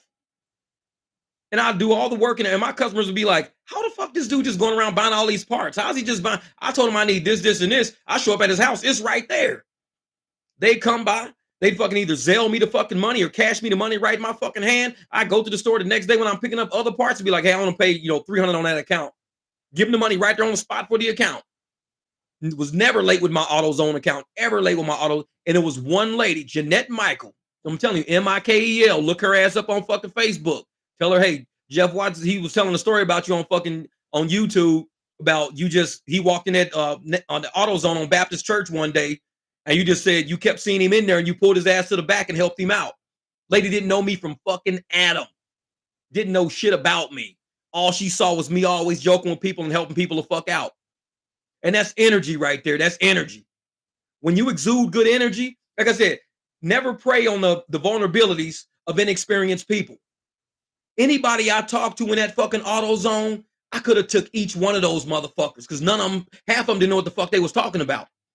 I could have took each one of them for money. Hey man, here's my number. Call me up. I'll come for 400 and fix that. Hey man, here, 200, I'll come over and fix that. Never prey on people's vulnerabilities. I knew all these people in the AutoZone was stressed the fuck out. They know what they was doing. Half of them had.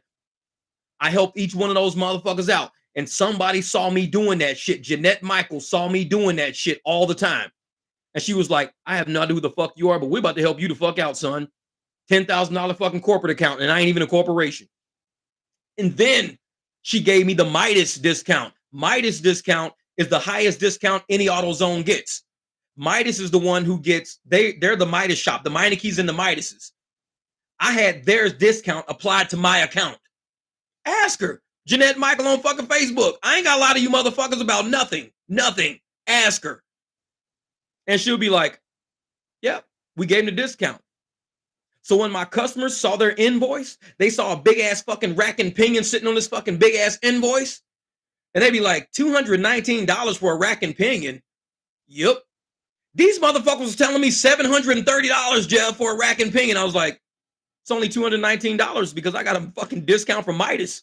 I got the big discount. And my people will pay exactly what it was. And I will put their warranty under their phone number. So if anything went wrong and I couldn't fix it, they can always call and get a new rack and pinion under their phone number. I give everybody my invoices right there on the, because I had nothing to hide nobody. Never prey on the vulnerabilities of inexperienced people. These motherfuckers had no idea what was going on.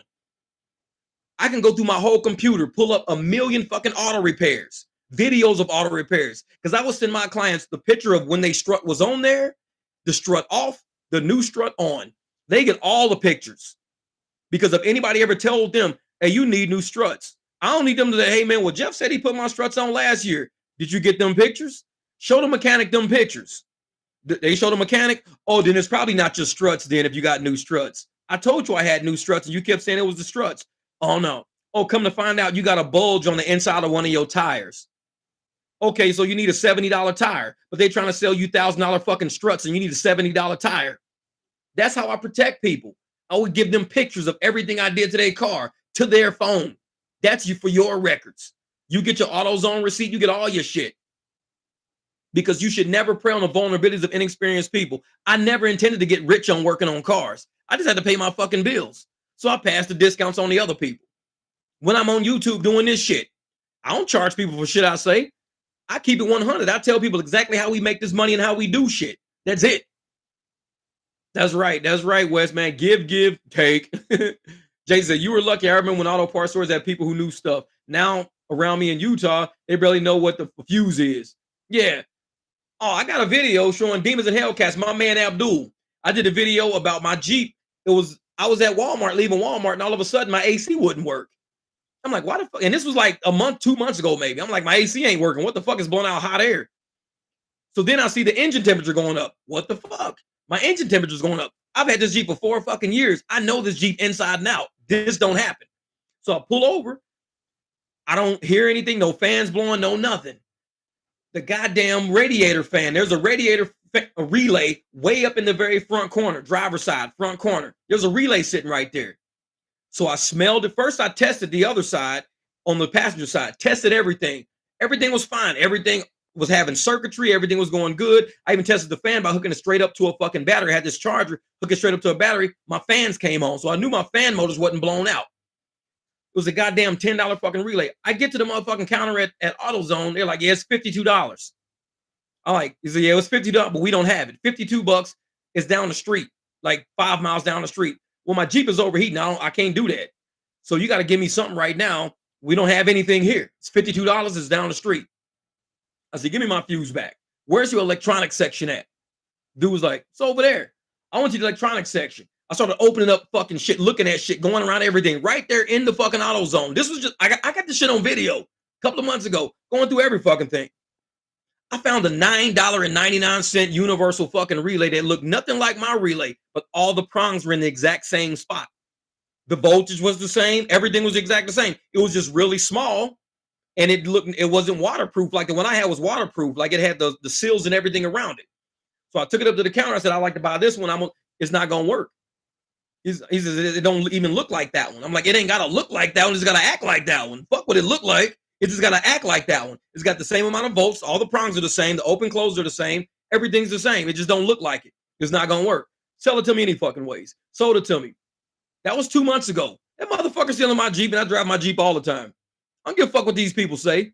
Like I said, never prey on the vulnerabilities of inexperienced people. I put superchargers on fucking Jeeps. When people said a Gladiator supercharged 3.6 engine ain't gonna fit on a 3.8 Wrangler from 2011. That's a 2020 fucking setup. You trying to put it on a 2011. Whole nother fucking setup. I've been driving that Jeep about 2 years with that same setup on it. When motherfuckers said it ain't gonna work. You never see these people on my YouTube channel. The same people talking shit when I was doing the build never comment on shit on my YouTube no more. Because they're the ones that were like, it's not going to work. You don't know what you're doing. You listen to that. Motherfucker, don't ever say that my engineering is based on your capabilities and your level of intellect. You have no idea what the fuck you doing. And you trying to sell me some bullshit. I know what the fuck I'm doing. 2 years deep, I'm still running it. Motherfucker sitting there, I can go start that bitch up right now and go to the store and back, have fun with it. But these are the same motherfuckers who said it wasn't going to work. You got to realize when I make these videos and I tell y'all, watch who you listen to. I'm telling you from experience of me being a 50-year-old fucking man, listening to a lot of bullshit from a lot of people over the last 50 years of my fucking life. But yet I'm doing much better than what they fucking doing because I did not listen to the bullshit. Watch who you listen to. The moment you listen to somebody and they trap you into their level of capability, into their fucking realm, you end up in the same boat they're in. You just holding the other fucking oar. Y'all all in the same fucking boat now. You got to make your own fucking marks in this world. You got to do your own fucking thing. And what Sound of Joy says, I have a Lexus RS 330 that keeps blowing low beam headlight. Last 2 times they replaced the entire ASM because the ballast was estimated $495. I finally checked YouTube and I could replace the ballast for $29. Exactly. Because the ballast is what holds all the power. If your ballast has no resistance to it, the ballast has the resistance. Resistance is how much current is allowed to go through. So if I tell you I have a balance, but the resistor inside of the balance went out, it's going to supply 100% 12 volts of fucking power. When you turn on the alternator, it's giving you 14 volts of power. So your ballast pulls that shit down and says, the resistor says, I'm only going to allow 6 volts, 9 volts to come out. Once that resistor goes out, you have a rectifier or anything else like that, it's giving the full 12 or 14 volts. You're going to keep fucking blowing it. Replace the ballast. That's it. I mean, it's like I said, and a lot of people won't tell you that shit because they're going to get you for $495 plus labor. Once they explain to you how fucking HIDs work, what a ballast is, what resistance is, what ohms are. Ohms ain't nothing but resistance. So if you fucking got an ohm meter and you test something for resistance, your resistance should be at, let's say, 1.2 or 2.1, and that motherfucker goes up to 99. It goes all the way up to 99. That means there's no resistance. The resistance has went out. You got to replace the ballast now. I talk about that shit when I was testing a solenoid in my truck, how to get the solenoid to open and close. A lot of people look at that video on my channel and go, dude, thank you so much for posting this fucking video. Straight to the fucking point. I started the video, figure out how to test my solenoid, tested it, it ain't the solenoid. That's it. Because most of these fucking people are going to sit up there and walk you through all of this bullshit to try to get you to buy something, or all this bullshit to get you to listen to something. Life is easier than that. Life is way easier than that. And that's why my auto repair videos on my channel, straight to the point, very straight to the fucking point. And I'm one of those people. Yeah, exactly, Jason. Is they want you to order everything online. It's annoying. The AutoZone is horrible. Like I found half the time their parts are almost double. I got cheaper parts from the dealer. Also notice they are not carrying a lot in the stores. Man, every fucking time. Every time you go to AutoZone, oh, we're gonna have to put it on back order for you. You don't got it? No, is it at the hub? Because I'll drop to the hub and get it. No, we got to order it. I'm like, dude, might as well just order online my damn self. Amazon don't have it here tomorrow. Shit. And that's really how it's become. That's how it's become. Woo, we're almost at the 3-hour mark. Man, I'm glad you guys sat with me for this 3 hours tonight. I'm glad. Because I tested my audio out. I was on StreamYard. StreamYard didn't quite work out. I got to figure that shit out. I'll kind of go through the patterns and see what the fuck that means. But when I get my new setup, I know at least the audio works. The soundboard is now functioning. Because last night, you watched last night videos, it will sound nothing like tonight's videos. Because you got to understand how to use all this fucking equipment. Podcasting and streaming is not as easy as people think it is. They think it's just you sit in front of a camera and go. There's engineering behind it. Sound engineering, visual engineering. There's a lot of shit going on with compression. You got a lot of shit going on with how many volts is running through certain shit so shit don't turn off. Like my old setup, my old sound setup used to burn out. I would speak through the microphone within about an hour. You can hear no sound. So I had to get a whole new soundboard set up. And it's like, podcasting is not as easy. So I'm glad you guys are sitting here allowing me to give you guys, information, allowing to chat with y'all, laugh with y'all, share any with y'all while y'all cruising and shit, making this fucking money. And I'm sitting here, it's like, man, he says, I'm chilling, bro. I've been laughing my ass off. Glad I tuned in for the show. Sesh, I usually all over the place. Yeah, man. I appreciate that, web man. Steven. Hey, and I tell everybody, if you didn't hear it in my last podcast, my last one, y'all see that red and white board back there, that American flag back there? Is Weber's Party Rentals. He's also got Back to Basics Wood Shop. And I said it in my last video. Back to Basics Wood Shop makes those from scratch. That solid, heavy-ass fucking wood back there. Sold it to me. I paid for shipping and shipped it to me. After that, it's up to you. You can get whatever flag you want. If you want a flag of Japan, he'll make you a flag of fucking Japan. You want a flag of Puerto Rico, he'll make you a flag of Puerto Rico. You want an Australian flag, he'll make you an Australian flag. This guy is very good with his wood. This motherfucker gets down with this shit. And a lot of people out there got some janky, trinkety shit online, real thin, flimsy fucking wood, cheap fucking wood, shit that falls apart. This is solid. The whole pool deck I built in the backyard is solid as a motherfucker. This is solid. And I tell motherfuckers all the time, if you want to order something that's going to stand the test of time, I mean, even the hardware on the back of it, that shit is not no flimsy hardware. He's got solid shit on this. It's worth the money. This is shit that I will probably pass down to my kids and my grandkids. I paid for it already. I already shipped it. This motherfucker's going to last about 70, 80 fucking years. So I'm not looking at it as how much I paid for it or how much it cost me to ship it. I break the price down over how many days of this motherfucker influenced my life. How many days of this inspired me every day to look at it, knowing that this is what I stand for. I stand for the freedom to go out and be a gig worker, to make this fucking money, not be nobody's fucking robot. Truly free, truly free. Rideshare is truly free. These apps can't fuck with me about no AR. You can't force me to take no motherfucking ride. I'm truly free. And when you look at this fucking flag and you feel that fucking flag in your soul and you get in this fucking car and you drive every day, every US dollar I fucking make, I made it under that flag of freedom. The freedom of me to choose how I want to do this fucking shit. And for these high AR motherfuckers who think they trapped into something and they gotta do this and I gotta take this and I gotta abide by this and get you a motherfucking American flag. Put that shit in your motherfucking house. Understand what that shit means. You can recommend, you can require, you can, ask somebody to do something, but you can't force nobody to do shit when you got a flag like that sitting behind you every day. You can't force me to do shit. And that flag makes complete sense. We're in a country that allows shit like that. You look at a lot of countries all over, like I said, my shit's all over the world. Everybody commenting. All you people, even me talking about Weber's Party Rentals, talking about Back to Basics Wood Shop. All of this shit is broadcast right now in Canada. It's broadcast in China. It's broadcast in fucking Australia. It's broadcast in fucking Paraguay, Uruguay, Portugal, Brazil, fucking Ukraine. My shit's advertised everywhere because I send it everywhere. Man, I don't have a persuasion trait. I keep it 100, man. I keep it 100, kitty. Because it's really like the soul of who we are as people. We deserve shit in this world. We want shit in this world. We shouldn't be held back. Why should I be held back? And that's why when somebody asked me earlier, why do you feel about that BMW? You think you made a good choice? I want that BMW. I want it. Even if Rideshare didn't want it, I wanted it. Even if Rideshare couldn't use it, I want it. Because this is the real world we live in.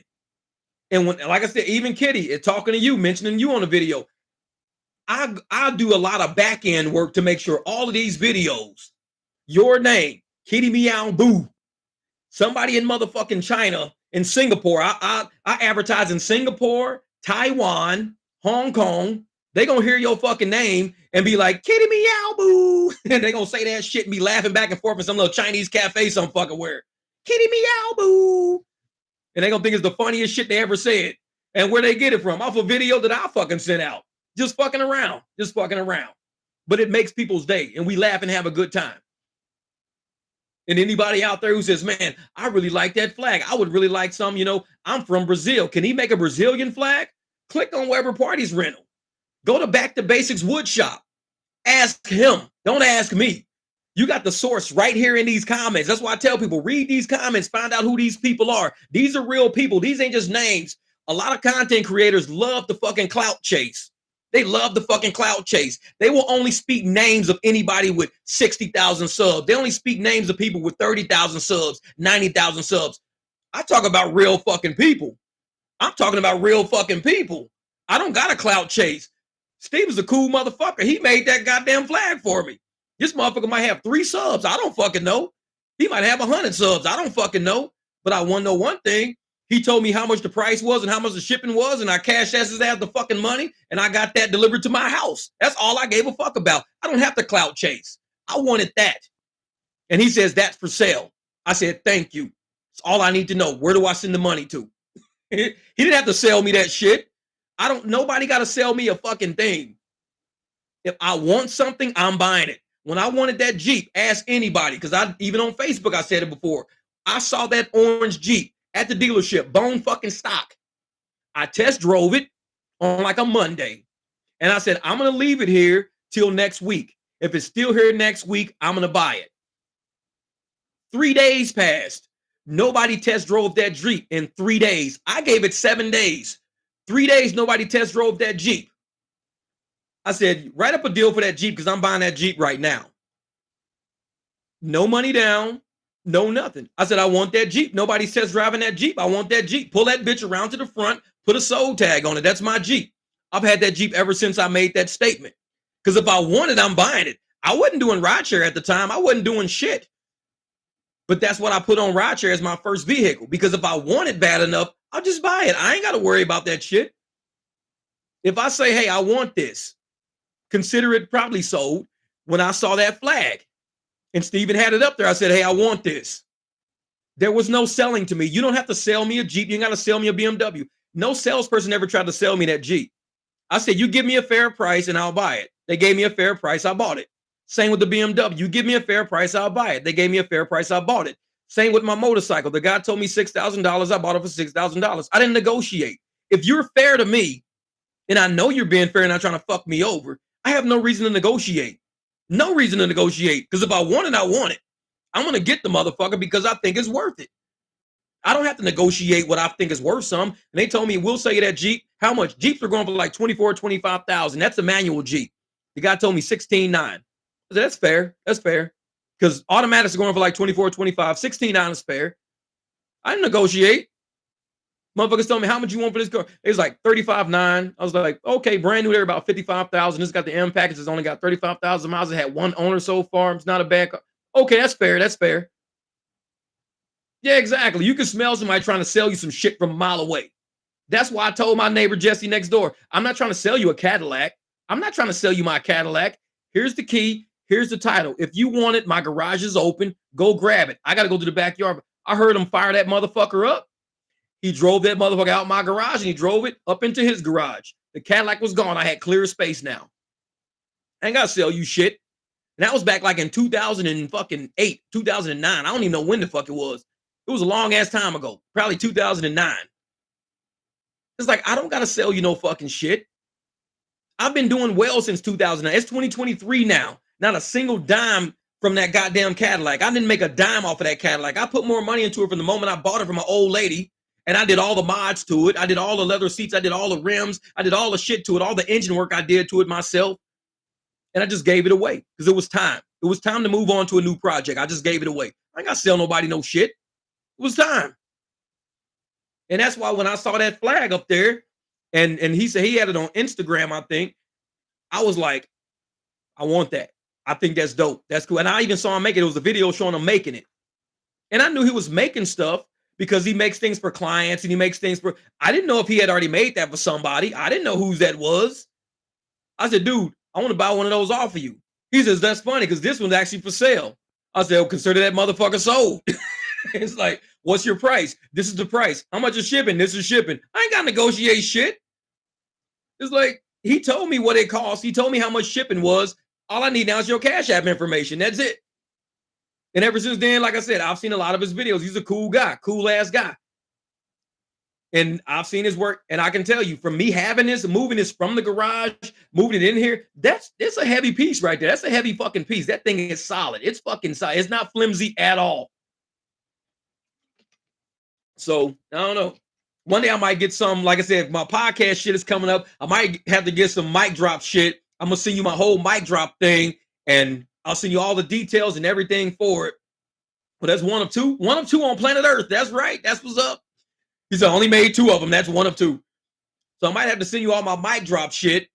And I'm going to have to get something. I know exactly what I want. And I'll pay you to make it. I'll send you exactly what I want. I'll outline the specs. I got your phone number anyway, so I can just fucking call you. I got your card. I can call you. I've never called him before, but I'm going to have to call you on this one. This is something that I really envisioned, and I really like this idea. But it's the mic drop thing. And if it can be made, then I'd like you to make it. If it can't be made, just say, dude, I don't think that's something I can make. You got to go somewhere else to have that made. Cool. That's it. Just let me know. But it's definitely something that I like to have. And another podcaster may say, hey, you know what? This dude makes podcast backdrop shit for your channel. Hit him up. His name's Steve at Weber Party Rentals, Back to Bases Wood Shop. He makes podcast backdrop shit. Hit him up. Because what I got in store, the idea I got, man, people gonna see that shit and be like, dude, who made that? That's fucking sick. Trust me. And me, I weld a little bit. I can fabricate. All I need is for you to do the wood part. That's it. Once you do the wood part, that's all I care about. The shit from there is like, man, I cannot wait to do it. It's just an idea. Like I said, hopefully it's something you can do. I'm pretty sure I've seen a lot of your work. I'm pretty sure you can do it. So, and like I said, you're a cool ass driver, and I love seeing people in the rideshare community who are actually, skilled at other shit too. So for you to be skilled at all this woodwork and everything like that, all your steel work and all your your vinyl overlays and all that, just for me to get tips and to get money out of rideshare and to do profitable stuff, to give it to another rideshare driver who may have had a bad day or a bad week and just needed like a boost, done did too many fucked up rides. It's like, man, he just sent me $200, man. I needed that 200. He said, you hyping me up. No, it's going to be good, brother. Trust me. I think you can do it. And I can draw a little bit too. So push come to shove, I can draw it and even send you a picture of it. And I can draw it in 3D almost. But when you see it, woo, you're going to be like, dude, that is the sickest shit I ever heard of. I think I would like that project. Yeah. And if you, like I said, if you can do it, there's other podcasters out there that might say, dude, we know that, like, y'all know me, man. I like custom shit. My motorcycles are customs. See, I like that. Your own method and everything. My Jeep is custom. I did all the work on my Jeep. I do all the work on my Beamers. I do all the work on everything I do. I would rather pay a person, a human, a soul, to know that his family is eating, that his phone bill is paid, that part of his fucking rent is there, that his car note is. I would rather give it to another human before I give it to a corporation. I was corporate for so fucking long, and I know what they do. They overcharge and they underpay people. They overcharge for everything they fucking do and underpay all their staff. Guaranteed, if I bought this from a corporation, the person who actually made it and did the fucking work will probably be paid way less than just me paying somebody who does it right off the fucking bat. Talk to Tack at first full day of Lyft tomorrow, starting by Westgate. Any tips? Ooh, Monday at Westgate. Are you starting days or nights? That's the one thing I would ask. If you're starting days or nights.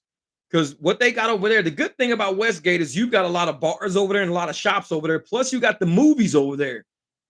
Because a lot of people drink at the movies and they won't drive home. A lot of people go to Twin Peaks over there, right across the street. 5 a.m. Ooh.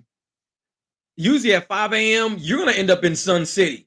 If you go over by Westgate, you're going to end up in Sun City, up to fucking 101, 303. You're going to end up there because there's a hospital sitting up there, and there's a lot of people that do appointments. A lot of older people in Sun City don't drive. So if you go to Sun City, you're going to be very fucking busy. You go up to Surprise Sun City area, you're going to be doing a whole bunch of trips. They got a little resort up there too. So if when I used to do days when I first started, I would be in Sun City and I would be dropping off people at appointments, doctor appointments. A lot of people going to friends like, hey, they're going to have a bridge game or they're going to go play cards or dominoes, whatever the fuck. A lot of senior citizens live up there that don't drive anymore. So, but the good thing about senior citizens is they tip very fucking well because you'll be helping them with their luggage, you helping them with their walkers, you're, helping them do this and that. Man, you make a lot of money in Sun City because there's not a lot of drivers up there anyway. So you're going to stay busy up in that area. So you're trying to do mornings and afternoons, Monday through Friday for a few months while waiting on other work stuff. Yeah, you're gonna, like I said, so up in that area, you're doing a lot of, like I said, I don't know about days, like I said, because most people don't, if they don't day drink, they're not gonna do shit. If you go to Scottsdale, people day drink in Scottsdale, they day drink in Chandler. So you gotta look at the area and the demographics of your area. If you're going up in that area near Westgate, I would try Sun City because that's where a lot of people are gonna have their appointments at. Because Westgate is, like I said, it's a mall. A lot of people are just eating, walking around, shopping. Most people are driving on their own. You got a couple of hotels up there. Those people may need to get to Phoenix. Like, hey, we just stayed in our hotel way out here. We need to get down the highway to our convention down in Phoenix. So you might get that. That's possible. A lot of people that stay in out by Westgate, they've got conventions in Peoria. They've got conventions in Scottsdale. So you might get that. But most people with conventions, they'll stay closer to the convention so they don't got to travel that much. But yeah. Oh, here we go. 3 hours and 15 minutes. Man, we got to get out of here. We got to get out of here, man. Oh, no problem. Talk to Tackett, man. That's it, man. Hey, good luck out there tomorrow. Good luck out there. And please, please do not sell yourself short. Don't sell yourself short, man. Because like I said, you're going to get a lot of 50 cent a mile rides, a lot of stuff like that. If you want, yeah, and like Kitty's Meow says, do the first 50 trips, 60 trips very short. Since you're on Lyft, you can set an area filter. You can set your area filter for a 5-mile radius. That way you knock out all your trips real quick. Like Kitty said, and she does stuff like that too. You're going to knock it out real quick. Those first 160 is going to take you a week. And in that week, you're going to make some serious bank on nothing but short trips. And the shorter the trip, the higher the profit margin. Longer trips have really low profit margins, but they can take you to another area if you want to get to another area. So if you're by Westgate and you say, I want to get up to Sun City and I just want to be up in that area, then I'll set my area filter in Sun City. Then take that $1.25 a mile trip or whatever up to Sun City so you ain't on your own gas, set your filter, and now you're doing the $2-3 a mile rides up there. Yeah, exactly, Steven, man. It's like it's late. It's late. It's what 9:45. I gotta get in here and give me something to eat, man. I'm sitting here, it's like, oh shit. And I got the doors closed so the dogs don't get in. Man, I'm hot as shit in here. I got my little fan going. What the fuck? 220 trips in 30 days. Man, you can do about 30 trips a day. You can do about 30 trips a day working full-time hours. Because I can do about 4 or 5 trips, short trips in an hour. 4 or 5 trips in an hour. And you talking about 3,200? Take nothing but short trips. Do not take a long trip. $3,200 guarantee. Dude, you can do 220 trips. 220 trips at about $8. $8 a fucking trip. That's about $1,600, $1,700. They're going to give you $1,500 on top of that. So if you try to average about $8 a trip with those 220 trips, you're going to get like $1,700. Make them give you the $1,500 free cash. That's what I say. So all short trips, as short as you can keep them, $8. You're going to see a lot of $3 and $4. Hopefully you get tipped. Hopefully you get some surge. Hopefully you get some streak. Make it about $8 a trip and knock those motherfuckers out, man. Knock them out in about a week, week and a half. You're done. You're done. Don't be trying to think about, I need high dollar trips. You already got your $3,200. You've got that's your budget right there. You already got $3,200. Now what you're doing is seeing how much of that $3,200 you actually got to fucking work for. And I'm saying you're going to get about $1,500 of that in free money if you do short trips, averaging about $7-8 a trip. You're going to get $1,500 in free fucking money. So welcome to the low AR club. I know it. Forget that shit. That's how. No, surges and tips don't count. Woo, I love that. I love that. If surges and tips don't count, oh shit. And you go to Sun City, you're gonna get all tips, man. The old folks gonna take care of you, man. That 3,200 might turn around. You're gonna make probably about 3,800 that month doing that shit. That's good shit. That's good shit. But all right, y'all. Let me get my ass up out of here, man. I appreciate you guys coming. Steven, get you some sleep, man. I'm gonna get this idea over to you. Give me a couple of days to draw it out, get everything together. I might start drawing on it tonight, but definitely I got to work on some videos any fucking ways. But I want to shoot just to you and see exactly if you can do something like this. This shit might be pretty cool, man. You're going to love this idea and you're going to be like, this is sick. And remember what I told you, get those little plates that you can put your name on. Like you got to put either back to basis woodshop or something on those little silver plates so you can actually like rivet them into your work. That would be pretty cool. And if you send me one, if you get those plates done up or whatever, and you send me one, I'll rivet it on that right there because I think that would look cool down in the corner, like a little silver plate and back to basics in it. That'd be pretty cool. But we'll chat, brother. We'll talk. Hey, everybody, thank you guys. I hope you guys are out there, made your Sunday money. Tomorrow, Monday, whoo, I might have to get up early and do some airport runs. I don't know until it happens. So all love, y'all. Much love and respect on y'all hanging with me for the live. Help me get my sound equipment right. Help me get my video right. My lights didn't fall tonight like they fell last night because I got a new system to put them up. The dog is out of here now. I'll holler at y'all later. Thank y'all. Take care of Kitty Meow. It was very nice meeting you.